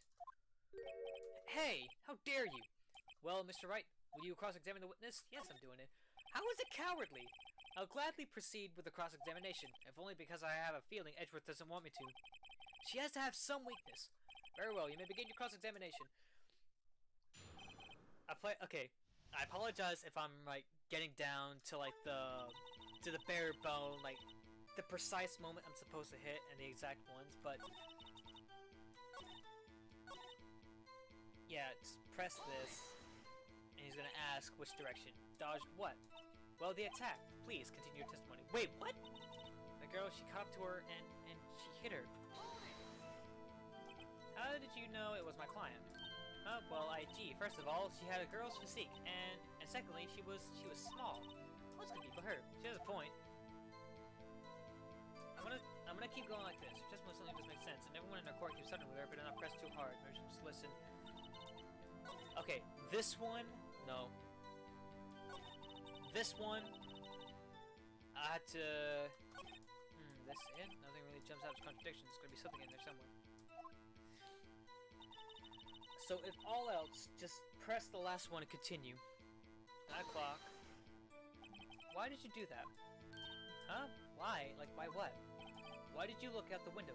Were you expecting to see something? Oh, well, gee. What? That's it? She came out of this question easily. I sort of, you know... I had a feeling. Well, I have a feeling she's trying to avoid the question. Maybe I should press a little harder on this one. Back down for a bit. If I go too deep, I might not come back out alive. I'll back off for now. You looked out the window. What did you see next? So a woman with long hair being attacked. The woman with long hair, that was my thing? Slender, sort of. Well, some people might say pretty, if that's your thing. Your thing? And the person attacking her? This girl's in the defendant's chair. How do you know she was the defendant? Well, you know. She had a girl's physique. I just know, okay? Bulletproof. He's right. Question the testimony. Hold on a minute. That testimony stinks. What? Miss May, I'm willing to bet that... You're lying? Well, she has to be lying. Are you telling the truth? Did you really see the defendant? Mr. Wright, what's the meaning of this? Yes, what is the meaning? Somebody tell me, because I'm clueless. About this, I mean. Okay, if you had really witnessed my client, Miss May, you would have noticed her clothes before noticing her physique. No one wears clothes like this on a daily basis, except her. And I'm no expert on fashion, but her hairdo looks far from normal to me. However, the witness's testimony mentions neither of these things. The testimony is bogus. But, still, we don't know if she was dressed that way the night of the murder. She was, Your Honor. I saw her, and so did Detective Gumshoe. What do you say to that, Miss May? What are you trying to say, you mean lawyer? I saw what I saw. I just didn't think all the trifling little details were necessary. Miss May, the court would like to remind you to please omit nothing in your testimony. I'm sorry, Your Honor. I'll be a good girl. I promise. Your testimony again, if you would. Damn, I almost had her. Witness's account. I did see everything, I did. The victim, the woman, dodged the first attack and ran off to the right. Then the girl in the hippie clothes ran after her. And she hit her with that weapon. I saw it, I did. That clock, the kind of statuey clock, the thinker, I think. Well, does the extra report not startle you? How does she know it was a clock? I see. I only wish you had been so detailed from the beginning. Please begin the cross-examination. Okay, yeah, so... She dodged to the right. I did see everything I did. Victim of the woman dodged the first attack and ran off to the right. Is that right as in your right? As you look from the hotel? Which hand do I hold my knife in again? Right! It was my right hand, right? Satisfied, Mr. Wright? There's so many rights in that. The girl in hip clothes ran after her. Hold on.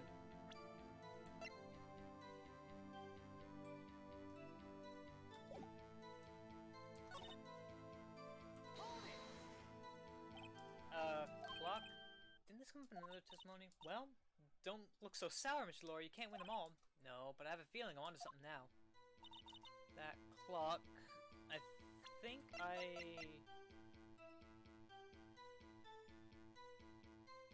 I think I present this? Objection! Yeah, the music stopped. Miss May, what you said just now was quite revealing. Revealing? Ooh, you like that, wouldn't you? Naughty Mr. Lawyer. You just said that the statue of the thinker was a clock, but there's no way of knowing that just by looking at it. Another person in much the same position you recently called this a clock, too. And he was found guilty of murder! Order, order. Miss May, can you explain how you know this was a clock? The witness saw the murder with her own eyes. That's all important here. The defense is trying to confuse the issue with the trivial concerns. No. The questions are all I have, Your Honor. And as you may recall, I've caught the murderers with these questions before. Well, only once. Objection sustained, you may continue the question of the witness. Whew, that was close. If he'd stopped me there, the trial would be over. Huh? What? So, what happens now? What happens now is you answer my question. How did you know it was a clock? What? That's... because I heard it? Yes, I heard it. Say the time. So, you've been to the law offices of Van Co. No, hey, I didn't say that. Why would I go there? I heard it from my hotel room. The law offices of Van Co, where the murder took place, is very close to the hotel.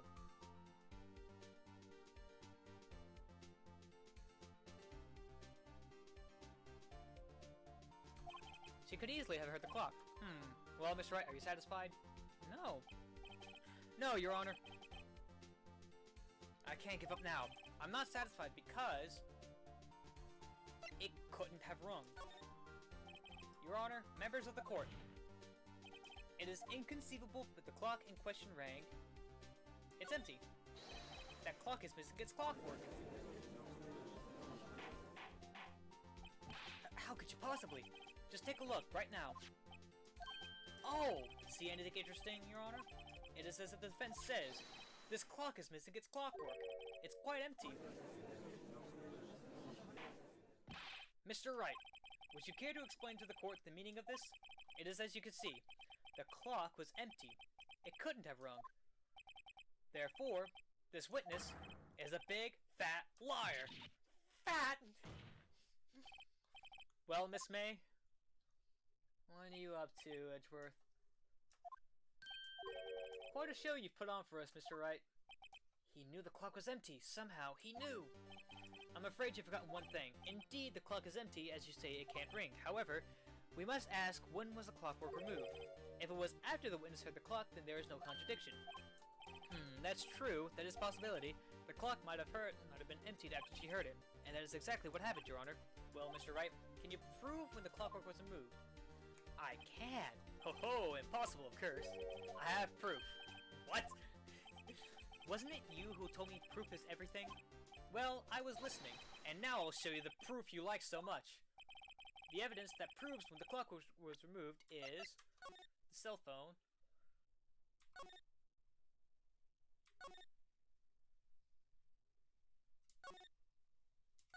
Oh, wait. I completely forgot. I have to hit E. Take a look at this. That's a very cute cell phone. Ooh, you have a girly phone. Wait. This isn't my phone. Listen, this is the defendant's cell phone, and it contains a recording. A recording of a conversation she had with the victim on the day of the murder. Order. The defendant's cell phone? This wasn't brought up to my attention. Perhaps Detective Gumshoe overlooked it? The good detective better remember he's up for evaluation soon. I gotta say, I'm starting to feel bad for the big fella. Let's hear the conversation. So you just want me to hold on to the thinker for you then? If you could. I should probably tell you, the clock isn't talking right now. Huh? It's not working? That's lame. I had to take the clockwork out. Sorry. September 5th, 9:27 a.m.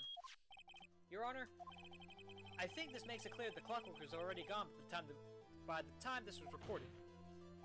Which was well before the witness even arrived at her hotel.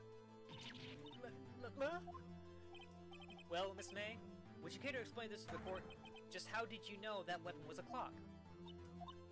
Well, isn't it obvious? I saw the clock before. What store was that again? I gotta go to so many. Oops, I forgot. So the witness had seen it before. That would make sense. Does the defense have any objection? Yes! The witness claims she has seen it before, but this directly contradicts a piece of evidence already submitted to this court. Well then, let's see it. Please produce evidence. Made by Larry. It's simple. This clock was never in any store ever. What? A friend of mine made that clock. Only 2 exist in the world, and the one that isn't here is in police custody. Impossible! Everything is sold in stores. Miss May, I think it's high time you went shopping for a better excuse. Oh, excuse is not on sale today? Ooh.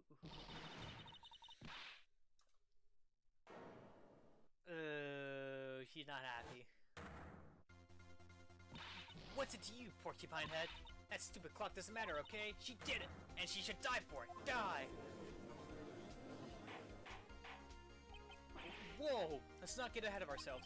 This is a court of law, and the witness will remain calm. Oh. It's silly me. Did I, like, lose it? I guess I did. Scary. Miss May, let me ask. Tell me, how did you know the weapon was a clock? Oh dear. Does the defense have any opinion on this behavior? Okay, this is it. Yes, Your Honor. Allow me to explain how I see the truth of the matter. Miss April May, you knew the weapon was a clock because...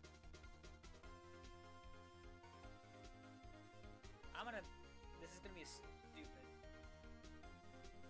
I think it's because she heard it? She held it. Held it? Heard about it. No, held it.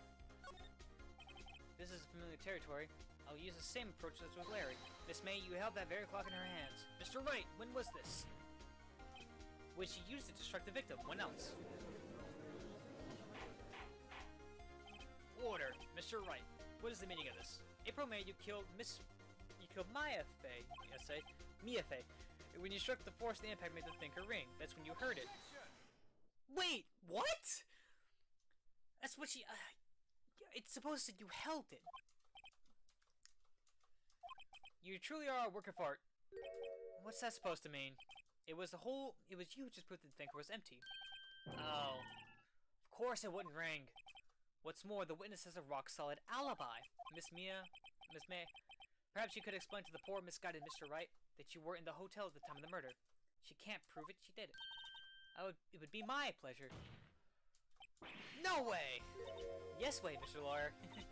Didn't the murder take place at 9 o'clock that night? Gee, that's the exact time I ordered some room service from the hotel bellboy. Incidentally, the bellboy cooperates with the witness's story. Ergo, she was not at the crime scene. Rock solid. Mr. Wright, you've just made a serious accusation against a perfectly innocent woman. Sorry, Your Honor, that didn't go so well. But if that's the case, then how did she know the thinker was a clock? Wait, Your Honor, I figured it out.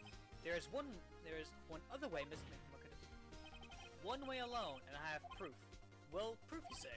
Then, the court will examine your proof. How did the witness know the thinker was a clock? It had to have been from the wiretap. So let's see... Yeah, the conversation had, mentions right there. So, preset. Have a look at this. I found this in Miss May's room. Mr. Wright, please explain to the court what this is. Miss April May, you were tapping the victim, Miss Mia Fey's phone, were you not? Ooh. Your Honor, this is irrelevant. I'm not entirely sure that it is. Objection overruled. It troubles me that our witness was in possession of a wiretap. This is outrageous. Does the defense truly claim that the witness was tapping her phone? Absolutely. Even if that was the case, which is not, you still have to prove one thing. Did the victim ever say that the weapon was a clock in the phone? Can you prove that? I think not! Oh yeah? I think I can. It's simple. What? Here's my proof. The victim has said on the phone, the weapon was a clock, and cannot be anything else. This is the defendant's cell phone. Yes, we've seen that. Listen once more to the conversation between the defendant and the victim. Mia, what's up? You haven't called in a while. Well, actually, there's something I want to hold on for me. Okay? What's it this time? It's a clock. It's made to look like that statue of the thinker, and it tells you the time. Miss April May, you used a wiretap to listen to this conversation. That's how you knew the thinker was a clock. Am I wrong? Your Honor, this is ridiculous. Your Honor, look at the witness's face. Does she seem amused to you? The defense demands an answer. Witness, answer the question. Did you tap her phone? Miss May, shut up, all of you. What gives you the right to talk to me like that? You lawyer.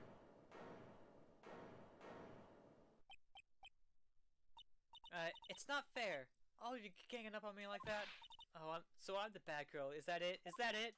I did it. The court's seen the real Miss April May now. Now they deal the final blow. Why the... crap it. I hate... I love the game, don't get me wrong, but I hate it when it comes to this choices, because there's so much writing on it. Why the wiretap? It could not have been that she did it because the bellboy corroborates her because of the alibi. So why the wiretap? Miss May, why did you tap her phone? Answer the question. Do I have to? Isn't a murder trial? Isn't tippity tapping or irrelevant? Gosh, she's saying exactly what Edgeworth wants her to say. Miss May, you were tapping the victim's phone. I hardly call that irrelevant. While this court does not condone the defense's tone of voice, he has a point. Well, Miss May, do you have an explanation for the court? At the time of the murder, I was in my hotel room getting room service. How could I have killed her? The question wasn't if you killed her, the question was why you tapped the phone. Well, does the defense have anything to say? Well, come on, think of something. Call the bellboy as witness. The defense would like to call the hotel bellboy as a witness. There's something suspicious here and I'm going to get to the bottom of it. I think you suck it quite low enough already. I object to calling the bellboy. Why? What's your reason? Because I hold that the wiretap due to the killing. However, if you agree to one condition, I'll consent to calling this witness. Condition: if Miss April May's alibi is not called into question after you examine the bellboy, then you will recognize Miss April May was not the killer, thus she is innocent, and thereby you must also accept the verdict of guilty for Miss Maya Fey. That is my condition. I better find so many suspicions in the bellboy's testimony. Otherwise, Maya will be declared guilty on the spot. What should I do? I have to accept the condition, which is stupid. I mean, that's one part of... Understood, I accept your condition. Fool. You fell right into my trap. Uh-oh. Very well. The court calls the hotel bellboy to the stand. I know what the suspicious thing is. I believe we're ready for the witness to testify. He certainly does look like a bellboy.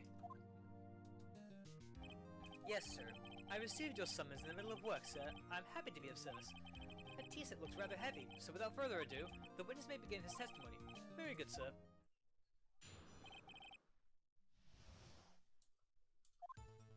I am the head bellboy at the fine Gatewater Hotel in business for 4 generations. I believe I received a call after 8 o'clock in the evening from our guest, Miss May. She asked for a nice coffee to be brought to her at 9 o'clock on the dot, sir. I brought it to her at precisely the requested time, of course, and I delivered the iced coffee to our guest, Miss May herself. I see. The defense may begin its cross-examination. Right. I'm ready. I hope. This is it. If I can't prove Miss May was involved with the murder now, Maya will be finished. Miss May's room service. I'm gonna... She was out of her room. Bruh, it's easy. Yeah. I've played this before, so I know how it is that it's... how she's involved, but... sort of see... Easy dubs. Yeah. Okay, so there's nothing about the other glass. So, back... leave a call... She has some nice coffee... I think I have to press everything. You are sure it was Miss April May herself? Absolutely, sir. Absolutely? Yes, sir. As in, so very absolutely, sir. It's an endearing mannerism of mine. How come you're so very certain? Well, when I brought the room service, sir, the guest, sir, favored me with, an embracer, sir. Embracer? Is that French for embrace? It's French for kiss, sir, but not a French kiss, sir. More of a peck on the cheek. Why would she have done that? I believe perhaps she was momentarily swayed by my prim demeanor, sir. It was a moment I shall never ever forget. Sounds pretty fishy to me. I think our Miss May was... They wanted the bellboy to remember that. You are sure it was Miss Abel May herself? Absolutely... Oh...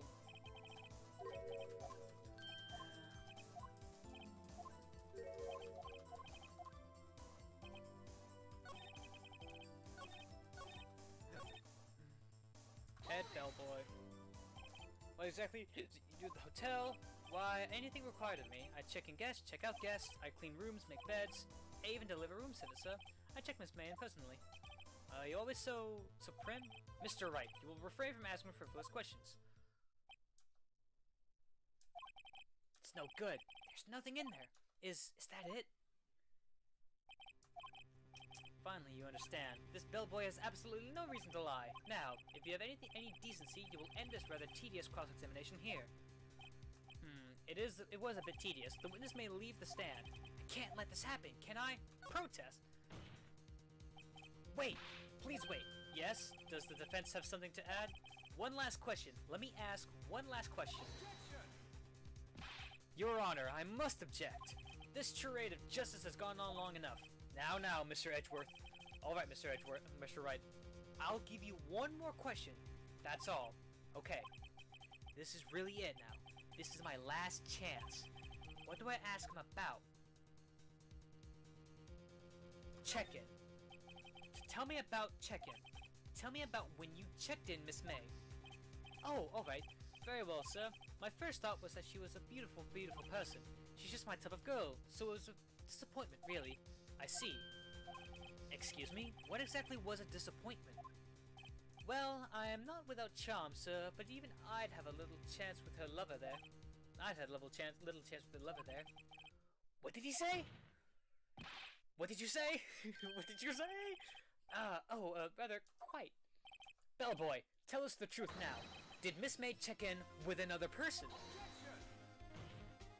I object. That was objectionable. Objection overruled. The witness will answer the question. Yes, I see. Why did you not mention this in your testimony? Well, sir, you didn't ask. Nice try. That's the sort of thing you're normally supposed to mention. Ah, yes, quite, indeed. It was the, good barrister there, Mr. Edgeworth, who... He asked me not to mention it if I wasn't specifically asked, sir. You fool! I've done it! I've won! Miss Abel May checked into a twin room with a man, correct? Yes, sir. Then, when you brought the room service, you didn't see that man in the room? That's right, sir. Your Honor, we have just learned of another person involved who may have been the murderer. In light of this new fact, I hold that it's impossible to judge the defendant. Wouldn't you agree, Mr. Edgeworth? And who, Mr. Wright? Who is this other person? Simple. It was... the man with Miss May. The man who checked in with Miss May. Oof. Your Honor, as have been previously revealed, Miss Abel May was tapping the victim's phone, yet Miss May herself has an alibi at the time of the murder. However, that does not clear the man that was with her. The bellboy saw no one else in the room at the time of the murder. My, what a convenient little setup, but it's too late. Too late? I suppose you'd like it if it was too late, wouldn't you? After all, it was you who hid the presence of the other man from this court. Upstart. Amateur. These accusations are ludicrous. Enough. The court acknowledges the defense's argument. I expect the prosecution and defense to look into this matter fully. Am I understood? Yes. Yes, Your Honor. That is all today for the trial of Maya Fey. Court is adjourned. We're not out of the woods yet. District Court, Defendant Lobby number 1. Mr. Wright! You are amazing in there! Really? I think I might be your newest fan. Oh, I was just doing my job, you know? Then again, that other attorney was pretty cool too. Huh? That face of his! Oh, shoot. Oh, crap. That face of his, with his eyes wide and trembling lips, it sends shivers up my spine. If you say so. So what happens with me? Do I get to go home now? Well, no, I don't think so. Not yet. Oh, I see. But I got a great lead in today's trial. A lead? That man with Miss May. He's the key. Oh, I get it. What happened to Miss May after that? Anyway. Or they arrested her. I guess she's learning her charms will work out everywhere. She's probably at the detention center now. I might have to go down there later. Anyway, this case is far from closed. Yes, sir. I'm going to find out more about this man. Do you think he was the one who... Maybe so. Sis, don't worry. I'll find out by tomorrow, I promise. I'm counting on you. I asked for a full record of April May's testimony. I thought it might come in handy during the trial tomorrow. But now that I have it, I'm not so sure. Most of her testimony was all lies. In fact, there's only one part that hasn't been stricken from the record. I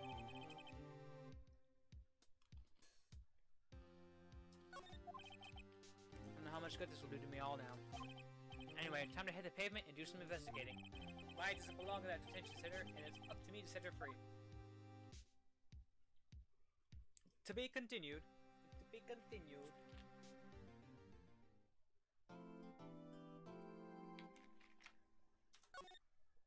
Yes. Yes. Yes.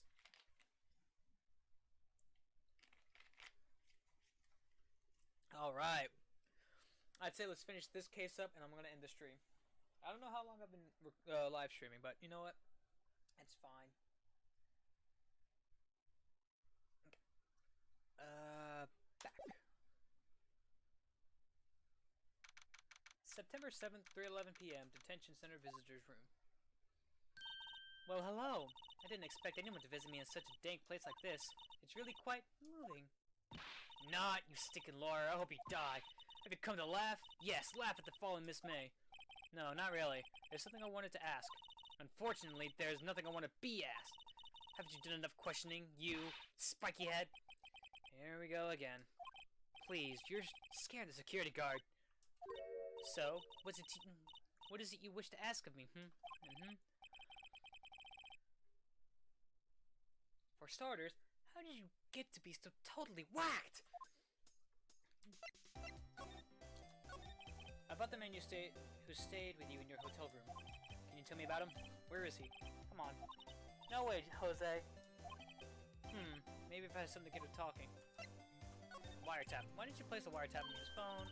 When you say it like that, it sounds so cold, so criminal. Tapping people's phones is a crime, Miss May. Oh, and I suppose you learned that in lawyer school, creep. This woman is impossible to talk to. Say, why are you so angry? I mean, you don't look like a bad person. Oh, that does it! Bottom-feeding, scum-sucking lawyer. Bottom? I can't tell. Does she have a thing against lawyers, or just against me? Alright, I'll have to go somewhere else. Something has happened to the Gatewater. Not Gatewater. At this place. Huh? Looks like Grossberg's out today. Again. Maybe he is avoiding me for some reason?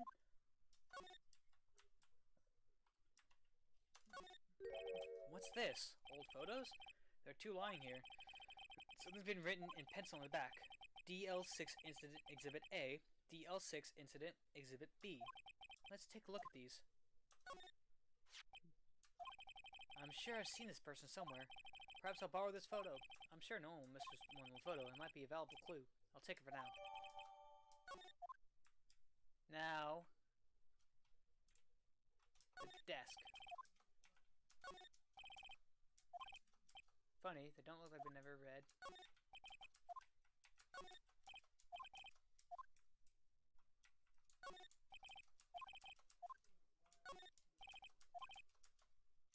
Case.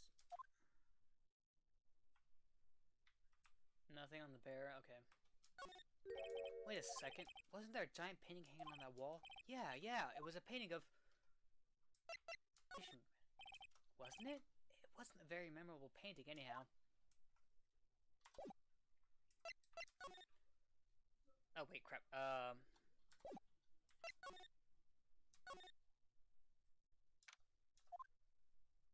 Well, Looks like forensics has taken the day off today. Detective Gumshoe's nowhere in sight. The police really gave this place a working over. Doubt there are any valuable clues left. Suppose it can't hurt to take a look around, though.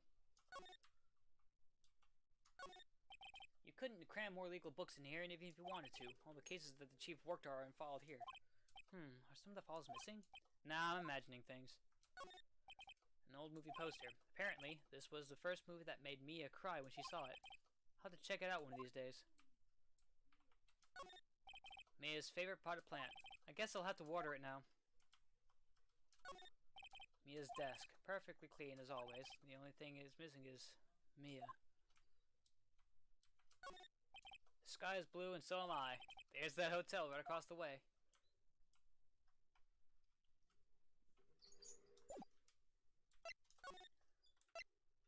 Oh, I can't go to the rest. September 7th, Gatewater Hotel. Ah, welcome, sir. Quite the performance today, if I dare say so myself. Oh, thanks. Sorry for putting you on the spot like that. No, not at all, sir. Your efforts today can only help the Gatewater's rep, as they say. Huh? Rep? Yes, our reputation will swell as the hotel where the murderer was used a wiretap. We could charge a premium for the room, of course. It would be great for business, sir. Whoa! Miss May hasn't been charged with murder. I, too, will become famous. The bellboy who brought the murderer iced coffee. Why do I feel like we're both stuck in the same bad dream? So, you are an honored guest. Please let me know if there's anything I could bring to you. About Miss May. Oh, her? Sir, not to boast, but I knew the moment I saw her. She'd do it, I said. Do what? I'm starting to think the most suspicious person here is this guy. The man with May. I wanted to ask you about the man who was with Miss May. Ah, yes. He struck me as the real lady killer, if you pardon the expression. I knew it from the moment I saw him, sir. He and I are the same ilk. We both carry the scent of danger. There we are in total agreement, Mr. Psycho Bellboy. If you had a photo of that man, I'm quite sure I could identify him. Photo. Could you tell me about this hotel? Absolutely! And on that subject, I have an excellent idea, sir. Currently, this hotel is known as the Gatewater. I propose that we add a subtitle. A subtitle? The Gatewater Hotel, Murder Manor. Well, what do you think? Sounds great. Whatever floats your tea set. Okay, let's... no. Ah, crap. I want to... No, I don't want to move. Examine. Huh? There's still a screwdriver. Ah, please leave that as it is, sir. That's the drawer of terror hiding place of the wire side. It's set to become one of the most popular attractions here. This guy's serious. I don't believe it. A bottle and 2 glasses. Why hasn't he cleaned these up by now? Ah, I beg your pardon, sir, but if you could please refrain from touching those, it's part of the decor. I call it the last drink before murder. We'll be famous to talk about hotel industry. This dude is crazy. Now I'm gonna move. I had to go back to Grossberg. I need to switch out the photos. Photo lies on the desk. Maybe I should switch with the one I took. Swap photos. I think I'll swap them. Okay.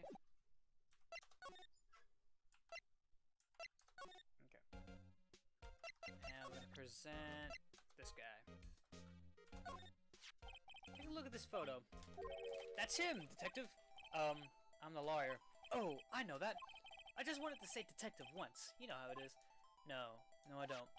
Without a doubt, that is the man who checked in with Miss April May. How about I write an affidavit swearing that it's him? An affidavit? This guy's way too excited about it. Well, sure, why not? Yes! I've always wanted to write an affidavit, sir.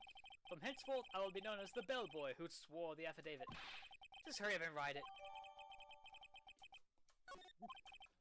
Not even Miss May can have played under this.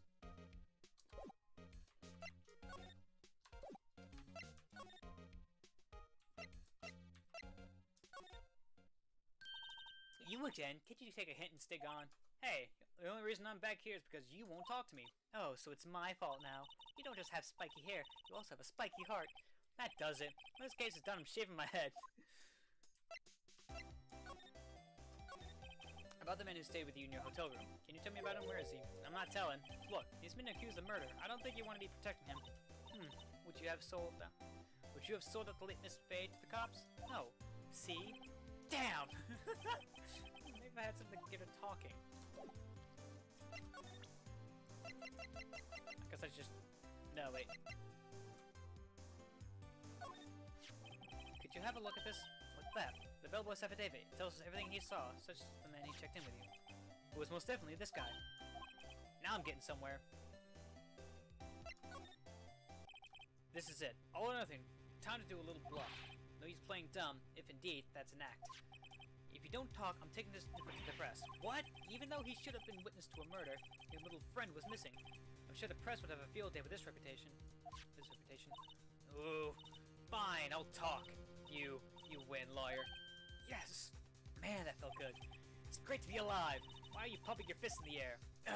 Now, tell me about the man you were with. That man, he's my boss. Red White, the president of the information gathering conglomerate Blue Corp. Red White? Information gathering? Well, I suppose you could call it a detective agency. So this is the man that was with you the night of the murder? I'm scared to talk. I don't want to end up like her. It's okay, I'll just ask Mr. White himself. Can you tell me where Blue Corp is located? Mr. Red White, at last. Finally, a lead on this guy. If April May couldn't have done it, that leaves him. Time to take action. Bellboy's affidavit discarded. I think you're screwed if you don't. Show her that.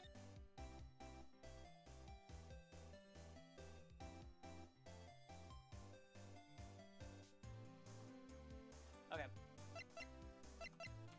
Blue Corp. More Oreos. Number 7, Blue Corp Inc. CEO's office. This is the surreal decor. Welcome! Please furnish me with the title of your personage. What the... Your name! What's your name? I was just inquirably asking that title that you go by. Wright. Phoenix Wright. Inquirably?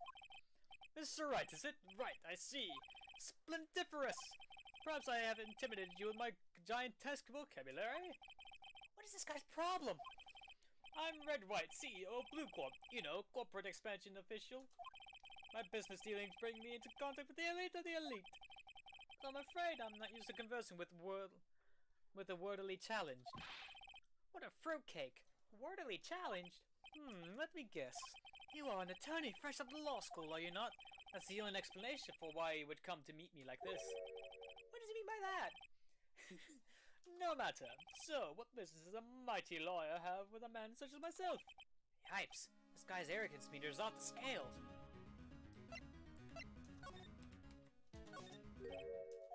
Haven't I seen this somewhere? Is this a replica? Ridiculosity! I have no interest in anything but originals. That right there is a bona fide original, worth 5 million for sure. An impressive lineup of trophies. Judges Special Runner-Up, Best Participation, Judges Cooperation Award, Special Good Try Prize. The words Judges and Special kind of stand out. A statue of a man holding up the world. The Blue Corp sign certainly stands out enough. The model for the man is, of course, Mr. White. Truly a work of art, but probably too beauticious for you to appreciate, correct? I think it's a little too beauticious for you just about anything, or just about anyone to appreciate. I'm guessing this is supposed to be a desk.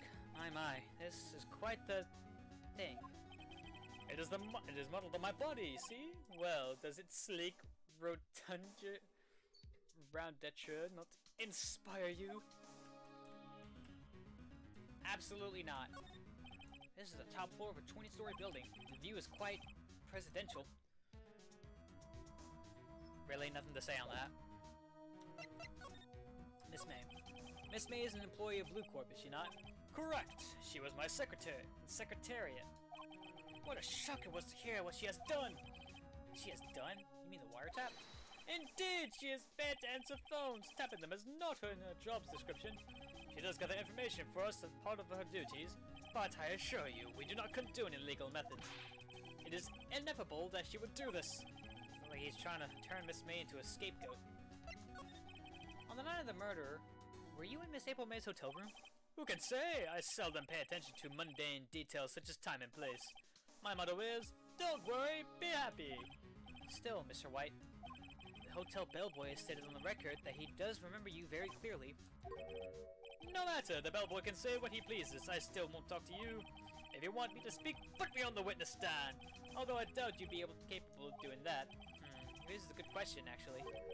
Why didn't the prosecution call him as a witness? He should have seen the same thing as the April May. Oh ho ho! The police look courts. To me, they are mere toys, playthings for my amusement. What kind of company is Blue Corp anyway? Ah, excellent question. We buy and sell various kinds of information. We are a company of the future, you might say. We are the future. Sell information? In just 10 years, I built this business up to the grand office you see now. In case you were wondering, Blue Corp was named after the color blue. I, Red, White, and Blue Corp, as founder and CEO, named it so. And why, you ask? Because I like the color blue, of course. Fantabulistic, is it not? There's something that's been bothering me. Yes? What might that be? That big painting on the wall over there. I've seen it before. You know, I've actually seen that painting before. Oh? Just yesterday, actually. Your point being? My point is simple. Or, rather, my question is simple. Why is that painting hanging on your wall? Mr. Wrong, was it? Right. It appears you do not fully grasp your position here. I ask again, who are you? A lawyer? No, my feeble friend, a mere lawyer. Worth nothing. Zilch. Zippo. Nada. Just like that sorry excuse from an attorney. Grody burger. What? Ugh. Oof. He punched me. Well, Mr. Lawyer, what will you do, eh? Charge me with assault? Charge away, I welcome it, for it is you who will be found guilty. What? Heed my exposition. The police, the courts, they all do my bidding. So you say, but I wonder, is that kind of control really possible? I don't expect you to understand. It is a world beyond your compensation. You came here from Grodyburgers, I presume? Mr. Grossberg, yes. Then you must ask him, why is it that painting of his hangs here? Perhaps then he will tell you. Perhaps he will explain how a man can live life purely for personal profit. Go now, skedaddle. There is nothing more to discuss.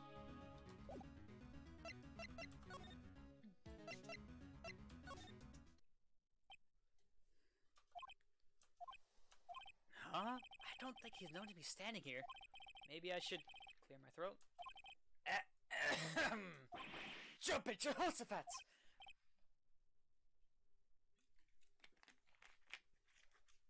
Oh, you! What's wrong?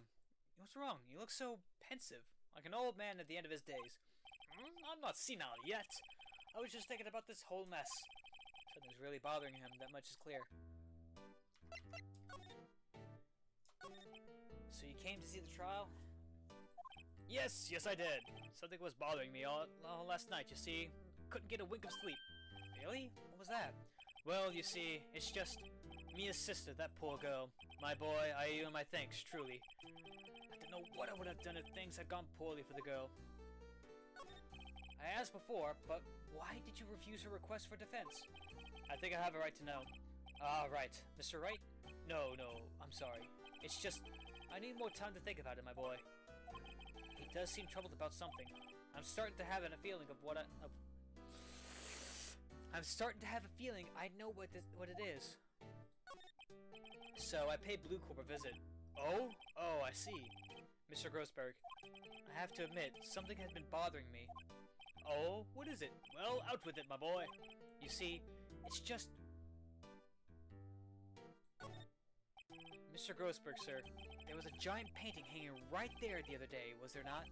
The one you said you had no intention of parting with? Well, I saw it. Today. It was in the CEO's office at Blue Corp, Red White's office. So, you noticed. I suppose I should have guessed you would. It is a large painting. Mr. Grossberg, I know you and Mr. White are connected somehow. Connected, you say? Yes, and I know what it is. Your lovers! Mr. White has something on you, doesn't he? Blackmail? I think that painting is fairly gaudy proof. Very well. This may be the chance I've been waiting for. Maybe it's time to get this off my chest so I can finally rest easy again. After all, you were Mia's understudy. Perhaps it was fate? What's he talking about? Red Wright is a man who makes his living through intimidation. Blue Corp is a company that excels in finding people's weaknesses, I'm afraid. I've been paying them for 15 years now. 15 years! All because of the DL6 incident, as you may have guessed. The name on the back of these photographs, as you suspected, I could not stand a defense I could not stand a defense of Maya because of this. White would have destroyed me if I did.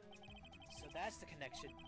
It is hard for me to tell you this, my boy, but arresting Red White will be nigh on impossible. Impossible? Why? He has information on everyone. It gives him an iron grip. He owns judges, attorneys, prosecutors, police, and politicians. What? They are bound, unable to do harm to themselves and therefore to him. Don't look at me like that. What you see is nothing more than the weight of many years. What is the DL6 incident? DL6 is nothing more than the sorting code the police gave the case. It was 15 years ago now. I received a request from a medium, a spirit medium. A medium? Her name was Misty Faye. Faye! Indeed, she was Mia's mother. She had been investigating a murder at the bequest of the police, and she failed. As a result, the police called her a fraud. This is what Maya was talking about the other day. I did all I could for her, and in the end, cleared her of wrongdoing. That murder case, however, remains unsolved to this day. That case is the DL6 incident. But why were you blackmailed over this, Mr. Grossberg? The DL6 incident was top secret at the time. It made sense. The police didn't want people to know they were using a medium. They couldn't let people know, but one person found out. I told him. You told White? He offered me riches. It is an embarrassment to me now. Because I talked, the police were mocked far and wide. In secret, they began looking for the one who sold them out. Of course, White heard about it, and he came to me. Only this time, the offer was blackmail. I see. White controls the law of this country as he sees fit. Yet if you would still challenge him, have a close look at Mia's office. Mia's office? She followed his every move for years. She may have recorded something of what she found.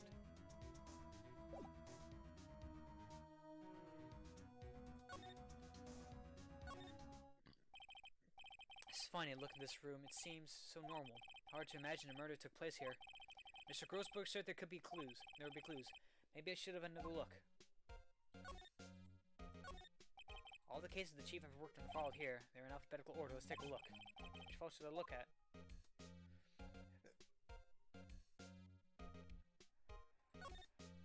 T-U... I know. W. White.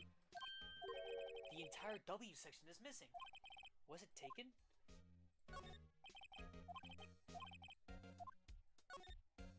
Let's see if there's A chord. Catches my eye. A, B, F. Misty Faye, that's Maya. Should I take a look? I have tarnished the Faye name, leaving only these words. My mother vanished. I was determined to find the ones who had made my mother blame herself in this way. Using the power that runs in my family, I held an audience with the dead. Finally, the names of two men surfaced. One was Marvin Grossberg, a lawyer who sold my mother's information for riches. The other was a man who sold that information to the press. This parasite, who makes his fortune on threats and coercion. His name is... The record stops there. So, Mia knew Grossberg. Cases... Let's see, J through S, nothing much in here. Maybe I'll just skim through this. Well, no harm in flipping through a bit, I guess. The biggest part here is at the end of... What? The biggest parts here at the end is S. Suicide? Ew. She has a collection of suicide reports. There's politicians, policemen. There's writing on most of these in pencil. White? This is Mia's handwriting. Wait, I get it! Mia thought he was involved in these suicide cases. White drew them all to... I can use these newspaper clippings. Let's find the most disturbing one. Including add to the record.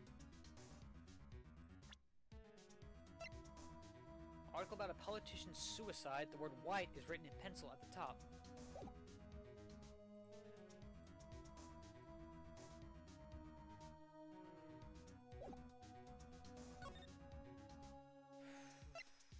Maybe I could talk to Grossberg again. No. Found these in Mia's files, so she was investigating Red White as I expected. Well, if you wanted to challenge him, you could present this in court. Not a bad idea.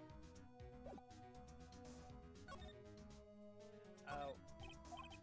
I don't have the pictures anymore. I can't ask him about the... Okay, what was that I gotta do now?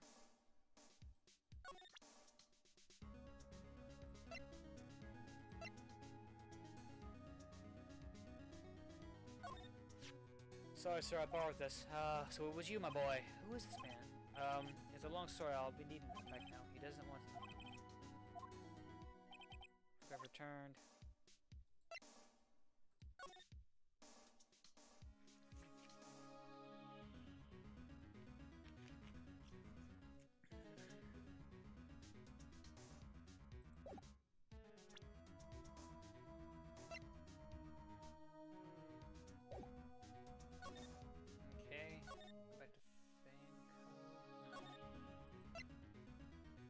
Center? Apparently Miss May isn't questioning. I doubt they'll let me talk to her today. This guard monitors the visitor's room. He hasn't moved an inch. A real pro, this guy. Smile for the camera.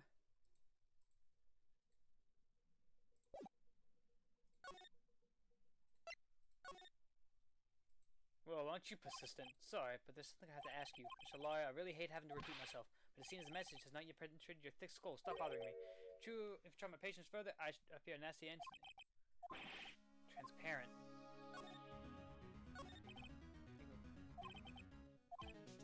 What's the matter? You seem distressed. Hot gaze, give me goosebumps.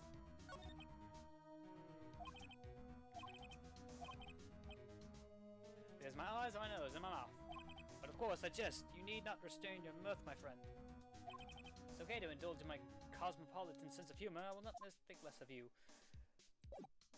Bullshit.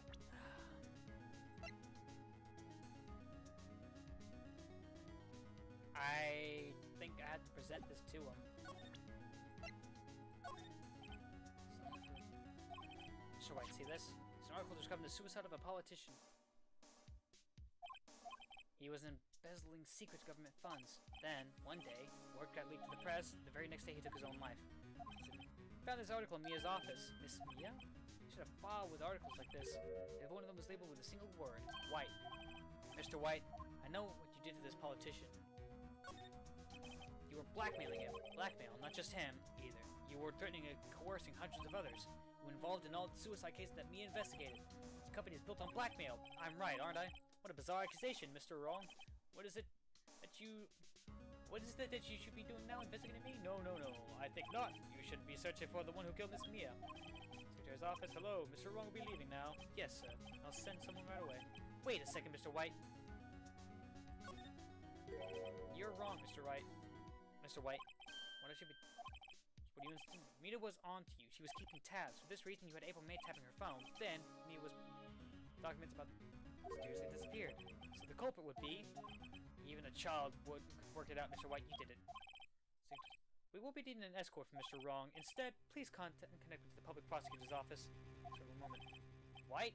What, that you? What are you doing calling me at a time like this? Hello, Chief Prosecutor. I've changed my mind. I want to testify tomorrow. What's this about?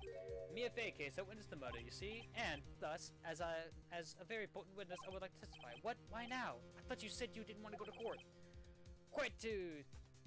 I told you I changed my mind, didn't I? Oh, and one other thing. Send the police over here right away. The man is standing right in front of me. He looks dazed, but could be violent. What? What man? Are you even listening? The executioner. The hatchet man. The liquidator. The killer man. What? Mr. Wait, this isn't another one of those... Chief Prosecutor, I do not believe that you are in a position to offer your opinions to me, correct? I'm telling you to send the police now. Did I not tell you, Mr. Wrong? You are a mere lawyer. As was Miss Mia. How dare you? I'll point the finger at you and you will be tried as Miss Mia's killer. The case is as good as settled. No lawyer of any worth will defend you. I have friends in the local lawyers association, you see. You'll be given a lawyer so stupendously inept that they make even you look competent. I feel faint. Detective Gumshoe reporting, sir. Ah, Butts! Harry Butts! Right, actually. Phoenix Wright and my friend's name is Larry. Oh, right, sorry, pal. Butts was the murderer, right?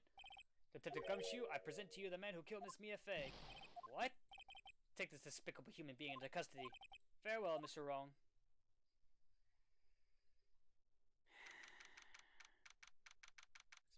Detention Center. Can't believe it's only been a day since the first trial. My trial begins tomorrow. White's gonna set a trap for me, and the prosecution will be, of course, Edgeworth included. An attorney was assigned to me by the state yesterday. I refused. I had an idea. Wright! Mr. Wright! Oh, Maya. Great, they let you out of detention. Just now, yes. It's all thanks to you. Now I'm afraid we've switched places. What? You mean you... I explained what had happened to Maya. I don't believe it. How many people does that man need to destroy before he's satisfied? My mother, my sister, and now you. This has gone too far. Mr. Wright, please tell me, is there anything I could do? Well... Help me break out of here. Well, you can cheer for me in court. Cheer for you? You mean like a cheerleader? Huh? Yeah, like that. Alright, leave it to me. Huh? I better go get a uniform and some pom-poms. Wait! What? I'm kidding. It was a joke. No way. No, really, I was kidding. But thanks. It's good to know you're on my side. And there really isn't anything you can do for me anyway.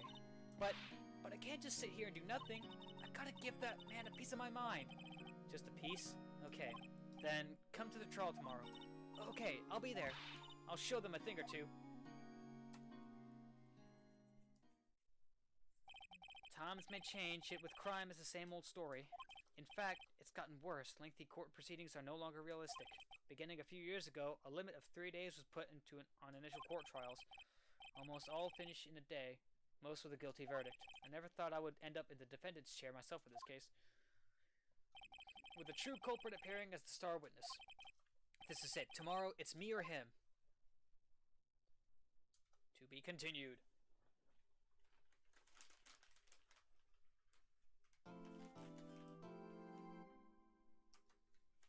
Alright.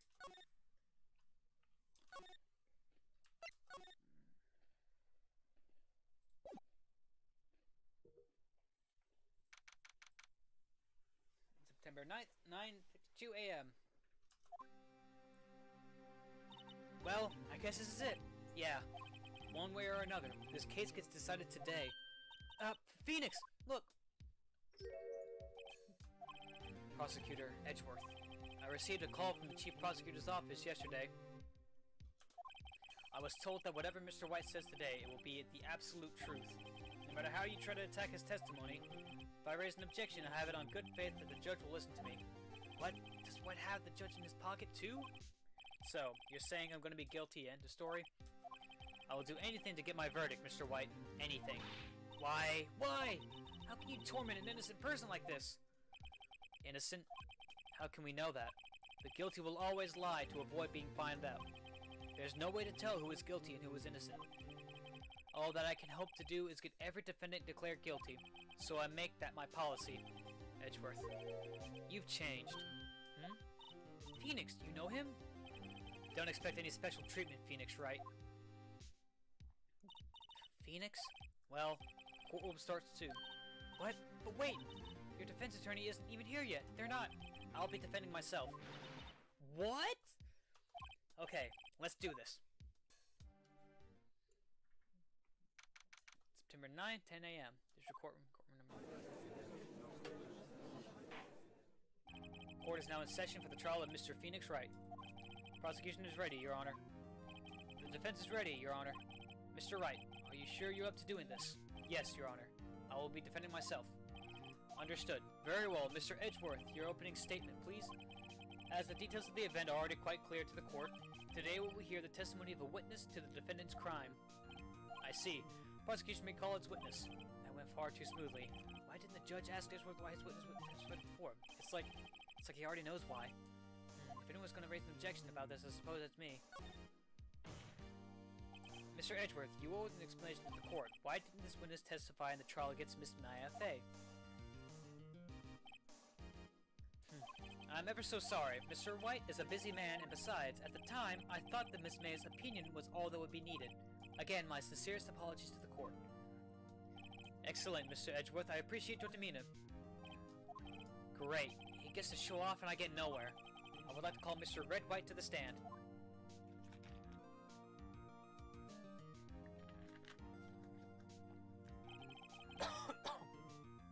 Please state your full name. You wish to know the title of my personage? Your name? Yes, that is what I said. Oh dear, do my locutions confuse? Name! These two are great together. My name is Wright, but my friends call me Blanco Nino. Spanish for,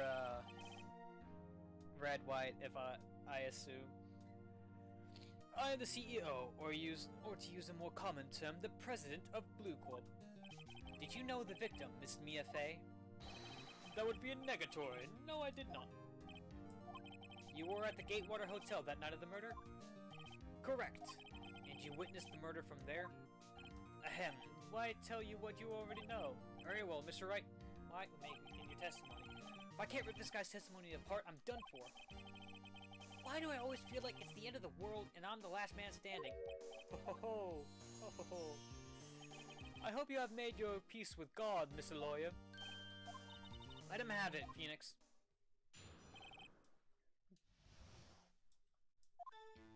Let's see, it was about 9 o'clock, I believe. I was quietly that is, reading to you some papers by the window.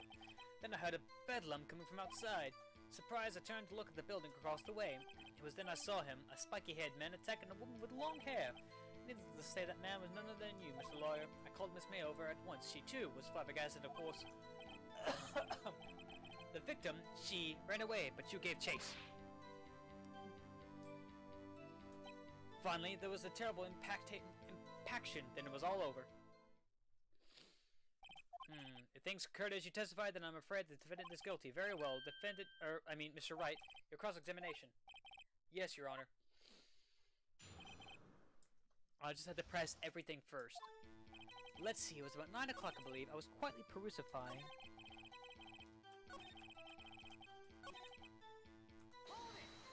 Press everything. How do you know what time it was? Because I am always absolutely perfect, you know? No, you're not getting away with that. You are so mistrusting, Mr. Lawyer. So, what's the proper term for secretary again? Anyway, Miss May ordered the room service for 9 o'clock. I happened to have it soon after the room service arrived. That's what Miss May said too. Hold back. I don't see anything to gain by attacking him on this point any further. Okay, what were you doing at the time? By a window, you mean the one directly across from Faye & Co. law offices? Correct, that is the only window you see. And there you are reading papers? Correct. The Gatewater is a businessman's hotel, and I'm a busy man who had business to do. Bedlam? A bedlam? It must have been when you attacked, I presume. We see. Continue. Surprised, turned to look at the building across the way. So you were reading your papers until you heard that sound. But of course, I'm no snoop peeping out windows at night. No snoop? Yeah, right. You've made a career out of snooping. It was then I saw him, a spiky-haired man attacked a woman with long hair. Spiky-haired? That's all you have to say? Needless to say, that man was other than you, Mr. Lawyer. What you just said directly conflicts with Miss May's testimony. Miss May clearly stated that the assailant looked like a girl. I've always been proud of my eyesight, Mr. Lawyer. Just what is your eyesight? What is your eyesight? Counting both eyes, 40. 40? Don't add them together. I think the witness is trying to say his eyesight is good. Hey, whose side is this judge on anyway? What did you do then? Called Miss May. She was surprised, of course. What was Miss May doing all that time? She had just finished watching a soap opera on TV and was weeping openly. Did you know she had been tapping the phone? Irrelevant, this has nothing to do with the case at hand. I cannot. I will answer the lawyer's bold inquiry. Miss May was acting alone when she tapped the phone of this Faye woman. You made a good politician. You make a good politician, Mr. White. Oh, I know. After all, I am El Presidente. Please continue. Victim, she ran away, but you gave chase. Can you be a little more detailed about that? I think it's worth knowing exactly what happened. Of course, comprende. I understand. The victim was attacked, but by you, and ran to the left. You gave chase and struck her down. Are you sure? As you know, I'm always absolutely perfect. Perhaps you should change your testimony to reflect this new detail. Victim ran to the left, and you gave chase. Are you sure about that? How many times must I say it? I'm absolutely... How many times must I hear that? It's Phoenix, doesn't it? Yes. It was this. She was running away from the door up there. Now wait, back. Objection! This evidence clearly reveals the contradiction in that statement, Your Honor. Hold on a second. Oh crap, can I go back?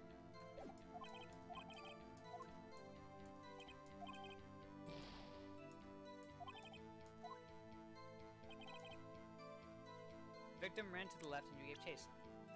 Did I show... Hold on a second. Hold on a second. Let me...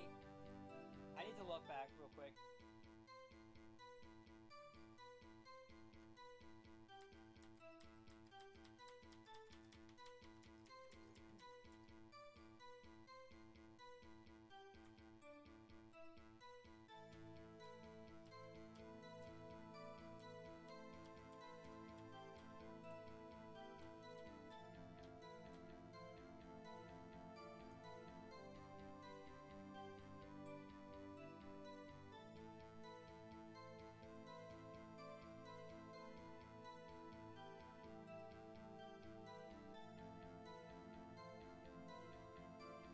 Yeah, I did show that.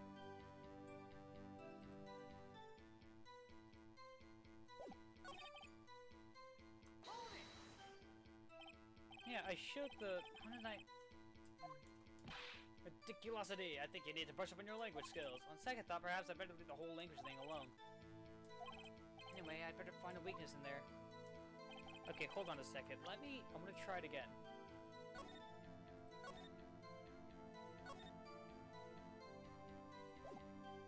And if it doesn't work...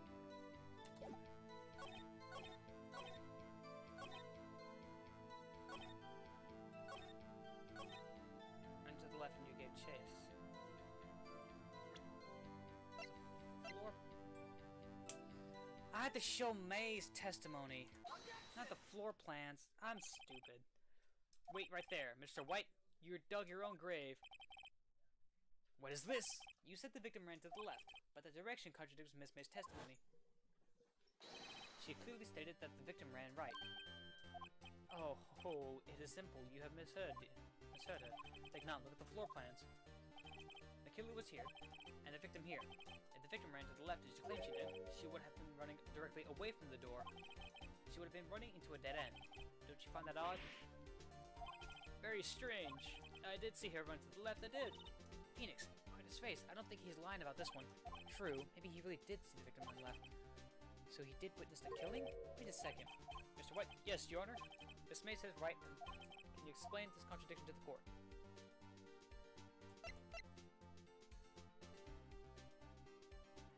Both of them are right. Because both of them... Yeah, they're both right. Both witnesses are telling the truth for once. Ha! I doubt it. Rather, that does not clear up the contradiction. There is one scenario that would explain their conflicting accounts. Obviously, the witness was not viewing the crime from the hotel. Mr. Wright, what do you mean? Yes, what do you mean he was not viewing the crime from the hotel? If he was not in the hotel, where could he have been? In the law offices of Fay & Co., of course. More specifically, he was standing here.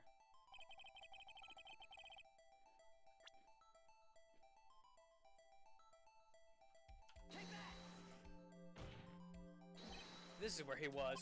Look, when the victim ran for the door, if he was watching from this point, to him it would appear that she ran to the left. Please, this is no time for jokes and ill taste. That is where the killer was standing. Order! I will have order.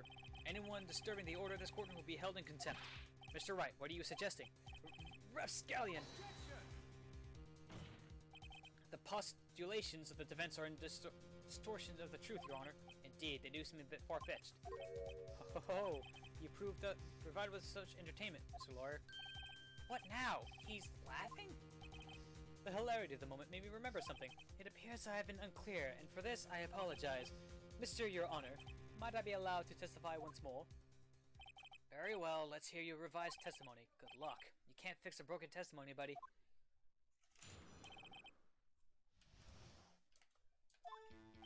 Miss May's testimony was correct, as was mine.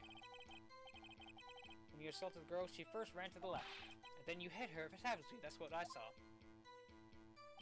Next, with the last of her strength, she ran to the right, chased her and delivered the final blow. That is what Miss May saw. You see, you hit her twice. Don't you remember, Mr. Lawyer? That does seem to make sense. You be requesting a testimony? You bet I will. I mean, yes, Your Honor. She ran to the left! Hold on a second. Died from a blow.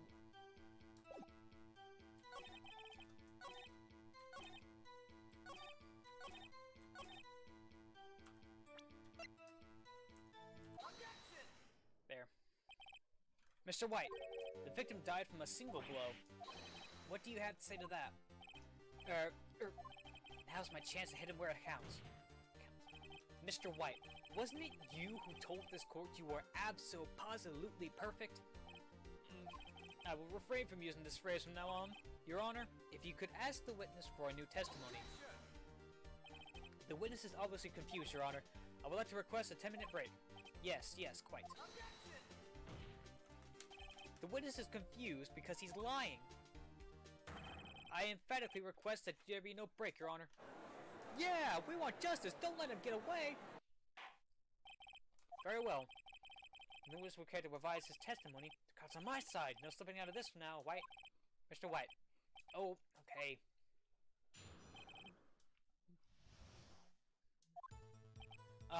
Well, see, I looked at the other window when I heard the thing fall. Then the next moment, I saw Miss Meyer run to the left. The killer, you, attacked her, but she dodged. And then she turned and ran to the door. Then you did her with a single blow. Thwap. Thwap indeed. Very well. You may begin your cross-examination. Mr. Your Honor, my stomach, you see, it is hurting. Deal with it. This is almost over.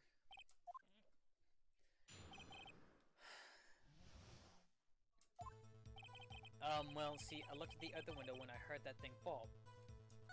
Then the next moment, I saw Miss Meyer run to the left. The killer, you, attacked her, but she dodged. She turned and ran toward the door, then you hit her in with a single blow. Thwap! Phoenix, he's getting a lot less talkative. He's probably afraid I'll catch him on something. It won't be easy. Okay, everyone in chat. I want you to see if you can figure out... Well, I don't know if anyone really is in chat for this. But there's something about his testimony that kind of... It's a bit... Okay, I don't know. You heard that thing fall? What exactly was that thing?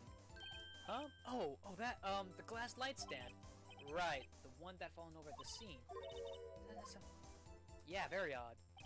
Yeah, that is odd. I'll press further. Mr. White. Huh? What? You're saying you saw the glass light stand? Yes. Then change your testimony to reflect that. Sorry, my bad. The witness will revise his testimony. Okay, of course. A light stand was lying on the floor when I looked. The glass stand was lying on the floor. That is the first I've heard of this. Why didn't you tell us about the stand before? Why? Me? Well, I was instructed not to. Wait, one moment. Give me a minute to gather my thoughts. I'm so confused. It's falling apart. Your Honor, please, I ask that you do not allow the witness to be badgered any further. Mr. Wright, please refrain from badgering the witness. Yes, Your Honor, Edgeworth is on the ropes. Very well, the witness may continue his account. Then the next moment, light stand was lying on the floor when I looked. This is when I... This is what I... Yeah. Mr. White. It was impossible for you to have seen the light stand. What? The stand broke into pieces when it fell. Oof! Just by seeing the broken pieces, you have no idea it was a light stand. So tell me, exactly when was it that you saw the stand? Answer the question.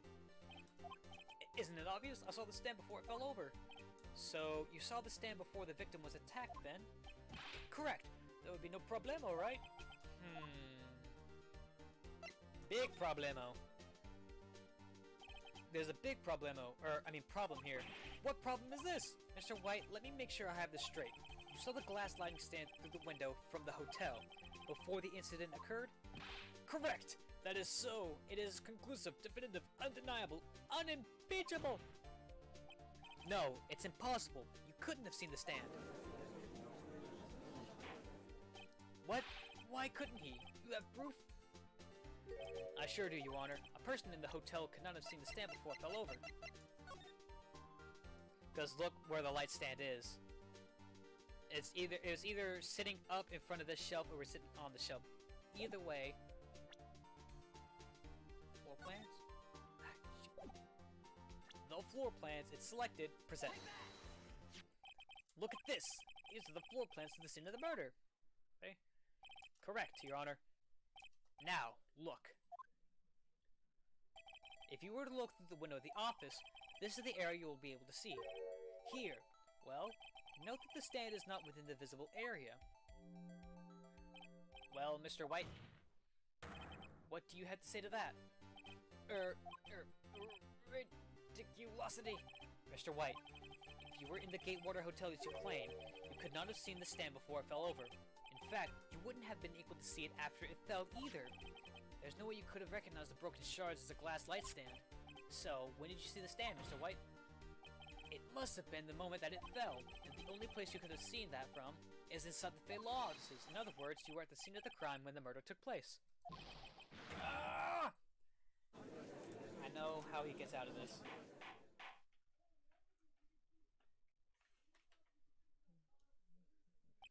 Mr. White? Mr. White, you did it, didn't you? Mr. Your Honor. Miss Mia. Looks like we're about to get our verdict. Objection! That's far enough, Phoenix Wright. What? Ugh, I forgot about Edgeworth. Mr. White, I think the time has come. Shouldn't you confess your crime now? What? I said you should confess your crime. Ergo, confess that you placed the wiretap. Wiretap? Order, Mr. Edgeworth. Explain to the court what you mean by this. Distinguished members of the court, Mr. White is slightly confused. Allow me to explain. I really don't like the way this is headed. As you know, Mr. White is the CEO of Blue Corp. He ordered his secretary, Miss April May, to tap the law office of Miss Fay. What does that have to do, Your Honor? The question is, when was the wiretap placed in the office and by who? No, you wouldn't! Mr. White, in order to place the wiretap, you entered Miss Fay's office. Am I correct? Correct, you are most correct, Miles. Give me a break! Yes, in order to place the wiretap, I breached the Fay & Co. law offices. That is when I saw that cursed light stand. Now I'm confused. Please explain to the court what all this means, Mr. Edgeworth. Gladly, Your Honor. Mr. Phoenix Wright has made his position quite clear. He has determined that Mr. White knew the glass stand was in the office. He has shown that there was only one time Mr. White could have seen the stand, at the very moment of the murder. Thus, Mr. White would like to believe that Mr. Oh God, this is so confusing to read. Thus, Mr. Wright would like you to believe that Mr. White was the murderer. I see. However, it is a fact that Mr. White had been to that office well before the murder took place. When he went to place the wiretap, he could have seen the glass light stand then. Ergo, Mr. Phoenix Wright's theory is revealed for the baseless conjecture that it is.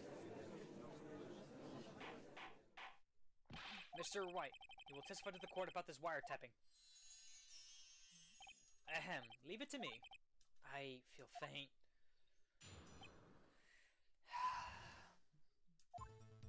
It was beginning of September, the week before the murder. I had entered the Fay & Co. law offices. Of course, I had done so to place the wiretap. That is when I saw this glass light stand. So you saw the stand before the night of the incident, and this is how you were able to identify what had fallen over? By the sound? Correct, that is right. I see, very well. Mr. Wright, you may be... God, what am I supposed to do now? Good luck, Phoenix. I think I gotta go through this once, and then... In September, I entered... Of course, I did so the first wiretap. This is when I saw the glass light stand. Damn, this is from the president. Oh well, maybe he's rattled enough that I can't bluff. I think I had to press everything. Do you have proof? Miss April May knew that the incident was phone conversation. This is proof that the wiretap was played before the murder. Huh, right. Was it really you that went to the office, or was it Miss May? Unidentified fingerprints were set. Those were obviously Mr. White's, and if I know Edgeworth, he's already run a check on those prints. Now, Mr. White, tell us why you went to...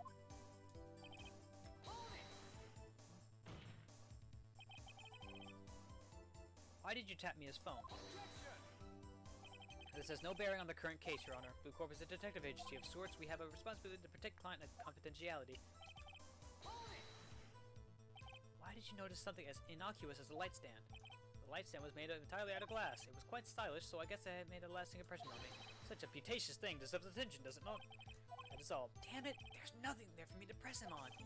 Oh well, maybe he's right along. Before the murder.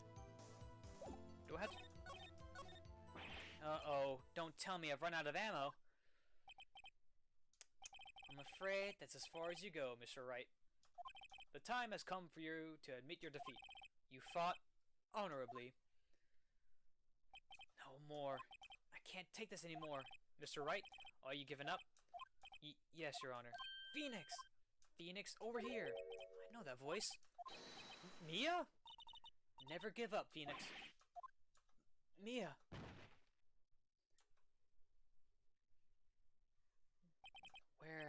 Where am I? The waiting lobby. What happened?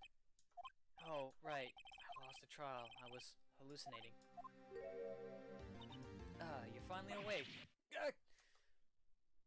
Yeah, you fell over again. Hey, Phoenix! Gak? That's no way to greet an old friend. Phoenix, I want you to look at me.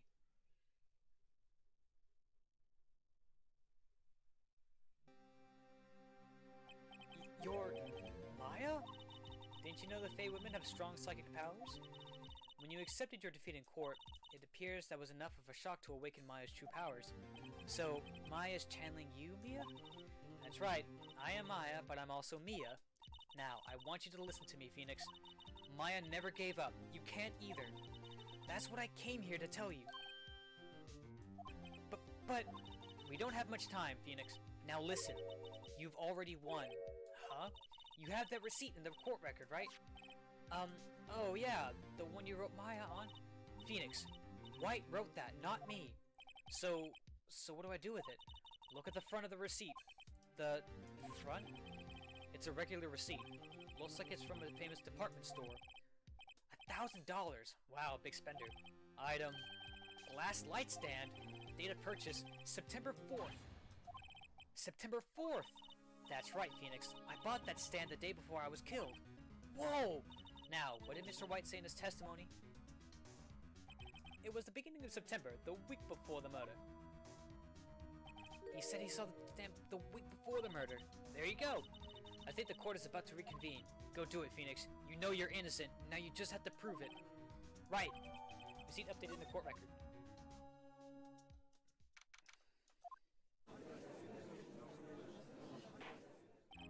Court will now reconvene for the trial of Mr. Phoenix Wright. Is the defendant... Rather, are you alright, Mr. Wright? Yes, sorry, Your Honor. I'm fine now. Then, let's start where we left off. Your Honor, there is nothing to go back to. The cross-examination of Mr. White is finished. All that is required now is for you to pass judgment on the defendant, Mr. Your Honor, please, give me one more chance. I promise you, this is the last time I'll ask you. But, as Mr. Edgeworth has noted, the trial is more or less finished. Mr. Edgeworth, do you have an opinion on this matter? I say, let us give Mr. Phoenix Wright his last chance. Very well. You may begin your cross-examination. The wiretapping. It was the beginning of September, the week before the murder. Objection! Look closely at this. See the word Meyer written in blood? You're grasping! I think not. Look at the other side of the receipt. The other side. Your Honor, would you tell the court what is written on the other side of that receipt? Well, a glass light stand. And the date of purchase? Why, that's the day before the murder! You see, Mr. White, when you allegedly entered the Fay & Co. law offices at the beginning of September, the stand could not have been there.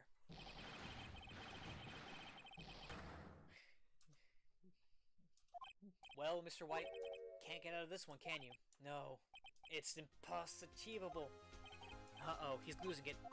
Well, Your Honor, I understand there must be quite a lot of put pressure on you. But I think you can agree you can't judge me guilty under these circumstances. Very well. Then, that is all for the trial of... Objection! Not so fast, Phoenix Wright. What? No way he can worm his way out of this one. Oh wait, I forgot. It's Edgeworth.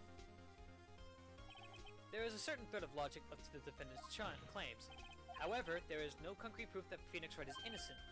Ergo, I would like to request one more day before Phoenix Wright is granted his freedom. I need time to make one more inquiry into this matter. Another inquiry? This isn't going to be one of those autopsy reports. This guy just makes up the evidence as he pleases. This is bad. Mr. White's guilty, it's obvious. There is no need to prolong this trial any further. Well, Mr. Edgeworth, if anyone's going to call Mr. White to trial, it would be me, the prosecution.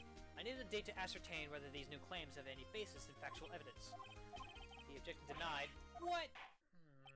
The completion of the trial for Mr. Phoenix will be postponed until tomorrow. No! There's no telling what will happen if I can't end this now.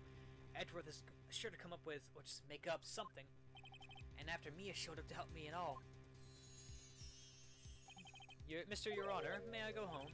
Of course. Thank you for your time. Gah. The witness will stay. Mia! Phoenix, read this note out loud. Mia, what's this? Memo received from Mia. Your Honor, if I may, you're quite persistent today, Mr. Wright. You bet I am. My life is riding on this one. I have something I would like to read to the court. This entire autopsy report of a list of people's names in Mia's handwriting. Take that! The memo Mia had given me was a list of names. Many of them sounded strangely familiar. People in finance, famous celebrities. That's when it happened. Stop! Desist! Halt! Please stop! Make him stop! How? How did you get that list? Mr. White, admit your guilt right here, right now. Or else this list will be released to the press. I confess. I confess. I did it. I hit her. I hit Miss Mia with... the thinker. Case closed, Your Honor.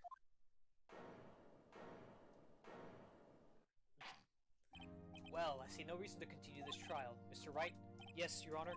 You've done it again! That was quite a spirited defense. Yes, Your Honor. I guess you could say that, if only you knew how spirited it was. Well, this court finds the defense. Ahem. Rather the defendant, Mr. Phoenix Wright. Nah. Guilty!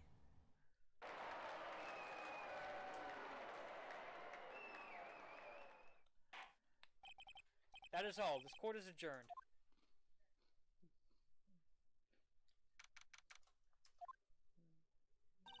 Well, I never thought I'd be saying this again.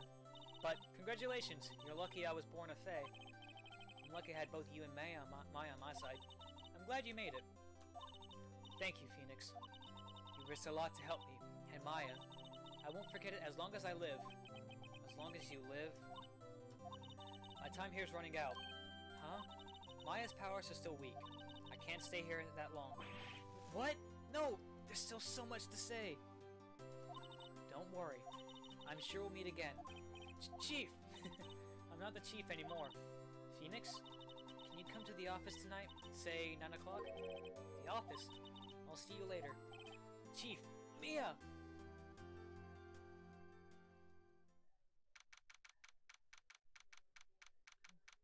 Fay & Co. offices. Being here, it's hard not to think about that night.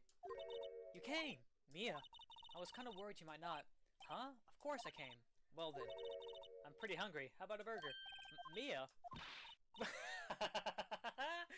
You should have seen your face. Mia! What are you talking about? It's me, Maya. Maya? What? Did I look like my sister? Look like you were her? might be able to use that. Oh, Phoenix, go to the store and buy me lunch, will you? Maya, why are you here? Because of this! See, Mia wrote me a letter. Take care of Phoenix for me. Take care of... Huh? She means the office. This office. Someone has to help out with the new Wright & Co. law offices, right?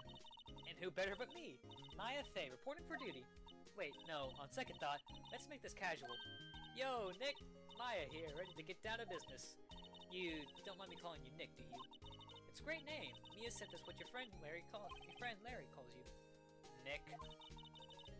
You know what this means? We're partners! You know, when I think about it, it is Maya's fault I'm here now. But if it wasn't for her, I'd probably be in jail. Wright & Co. law offices. It's got a good ring to it. Yeah. Thanks, Maya.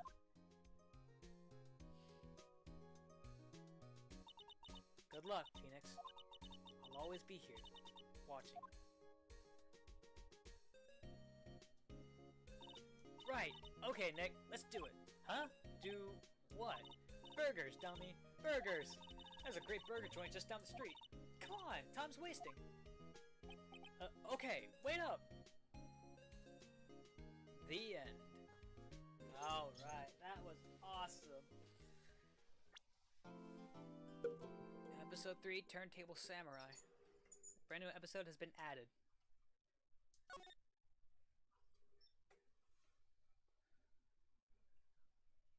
Yeah.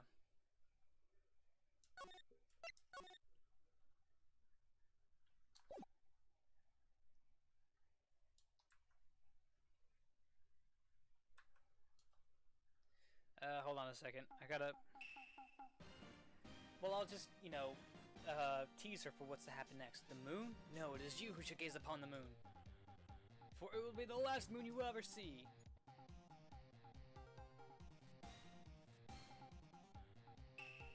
See you in hell, evil magistrate.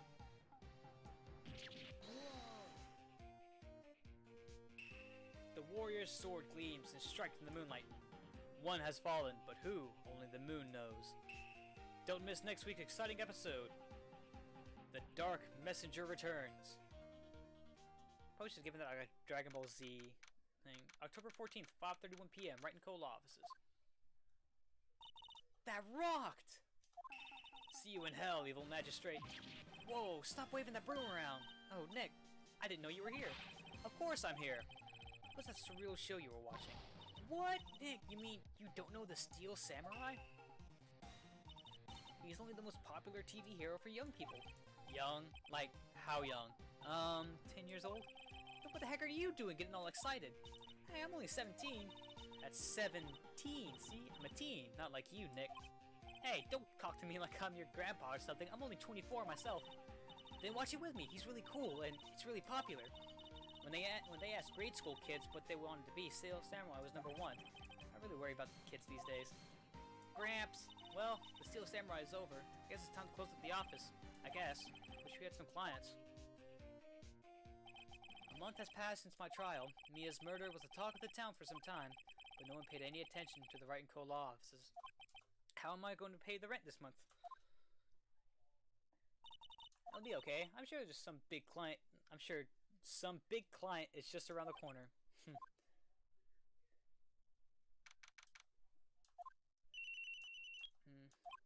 Hello? This is Phoenix. Nick! Maya, what? It's still early. It's the Steel Samurai. The Steel Samurai got arrested. Huh? You mean the guy on that show? Yes! They're saying that the Steel Samurai killed a villain. Isn't that what he's supposed to do? Yeah, on TV! Yeah, on TV. No, I mean, he actually did it in real life. He skewered a villain with his samurai spear. I have absolutely no idea what you're talking about. Just come to the office, quick. Please, Nick.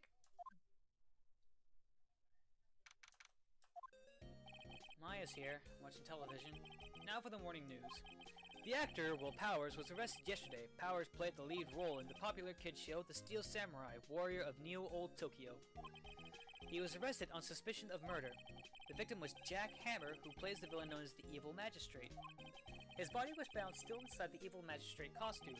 The samurai spear was also found stuck to the body. Police believe that this was the murder weapon and are investigating further. This has to be a joke. No, no, no! It's a nightmare! The Steel Samurai is over! The world is over!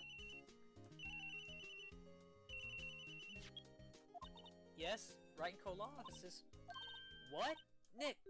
It's the Steel Samurai! What? Yes, yes, of course. We'll be right there.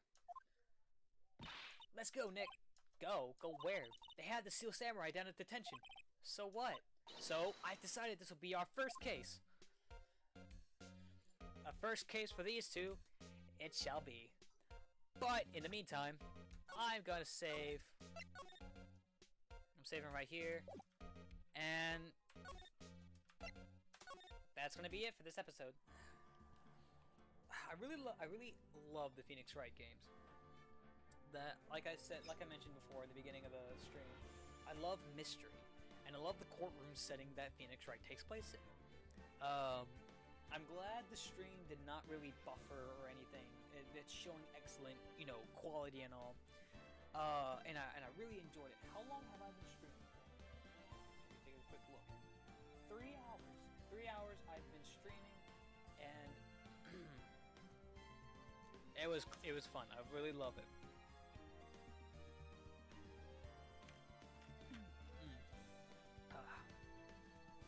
So yeah,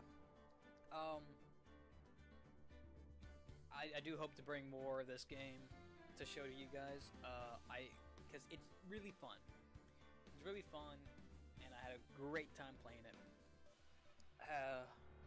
I'm pretty sure, as you've seen, I know some of this stuff, but at the same time, I forgot how to get things into the correct and proper order. Like I screwed up with the floor plan the first time around.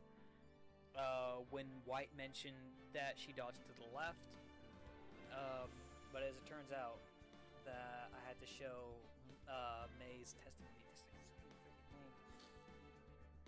But yeah, I really enjoyed it, and I'm glad I was able to show it to you guys, because this is one of the games. This is a really, really old game, and I'm just glad. I only wish I heard about it before. And all that. But yeah, so, thank you guys so much for watching. If you enjoyed this live stream and want to see more, there are some previous live streams I've done in the past. I did one of Risk of Rain 2 and a little bit of the Fate game. Not the anime, the old computer Fate game.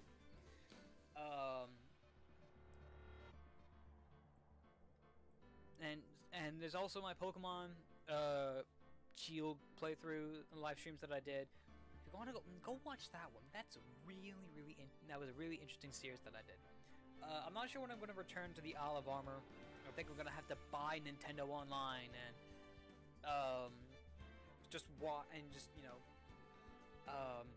so that I can go online, do those raids, get the Watts, and then upgrade the rest of the dojo.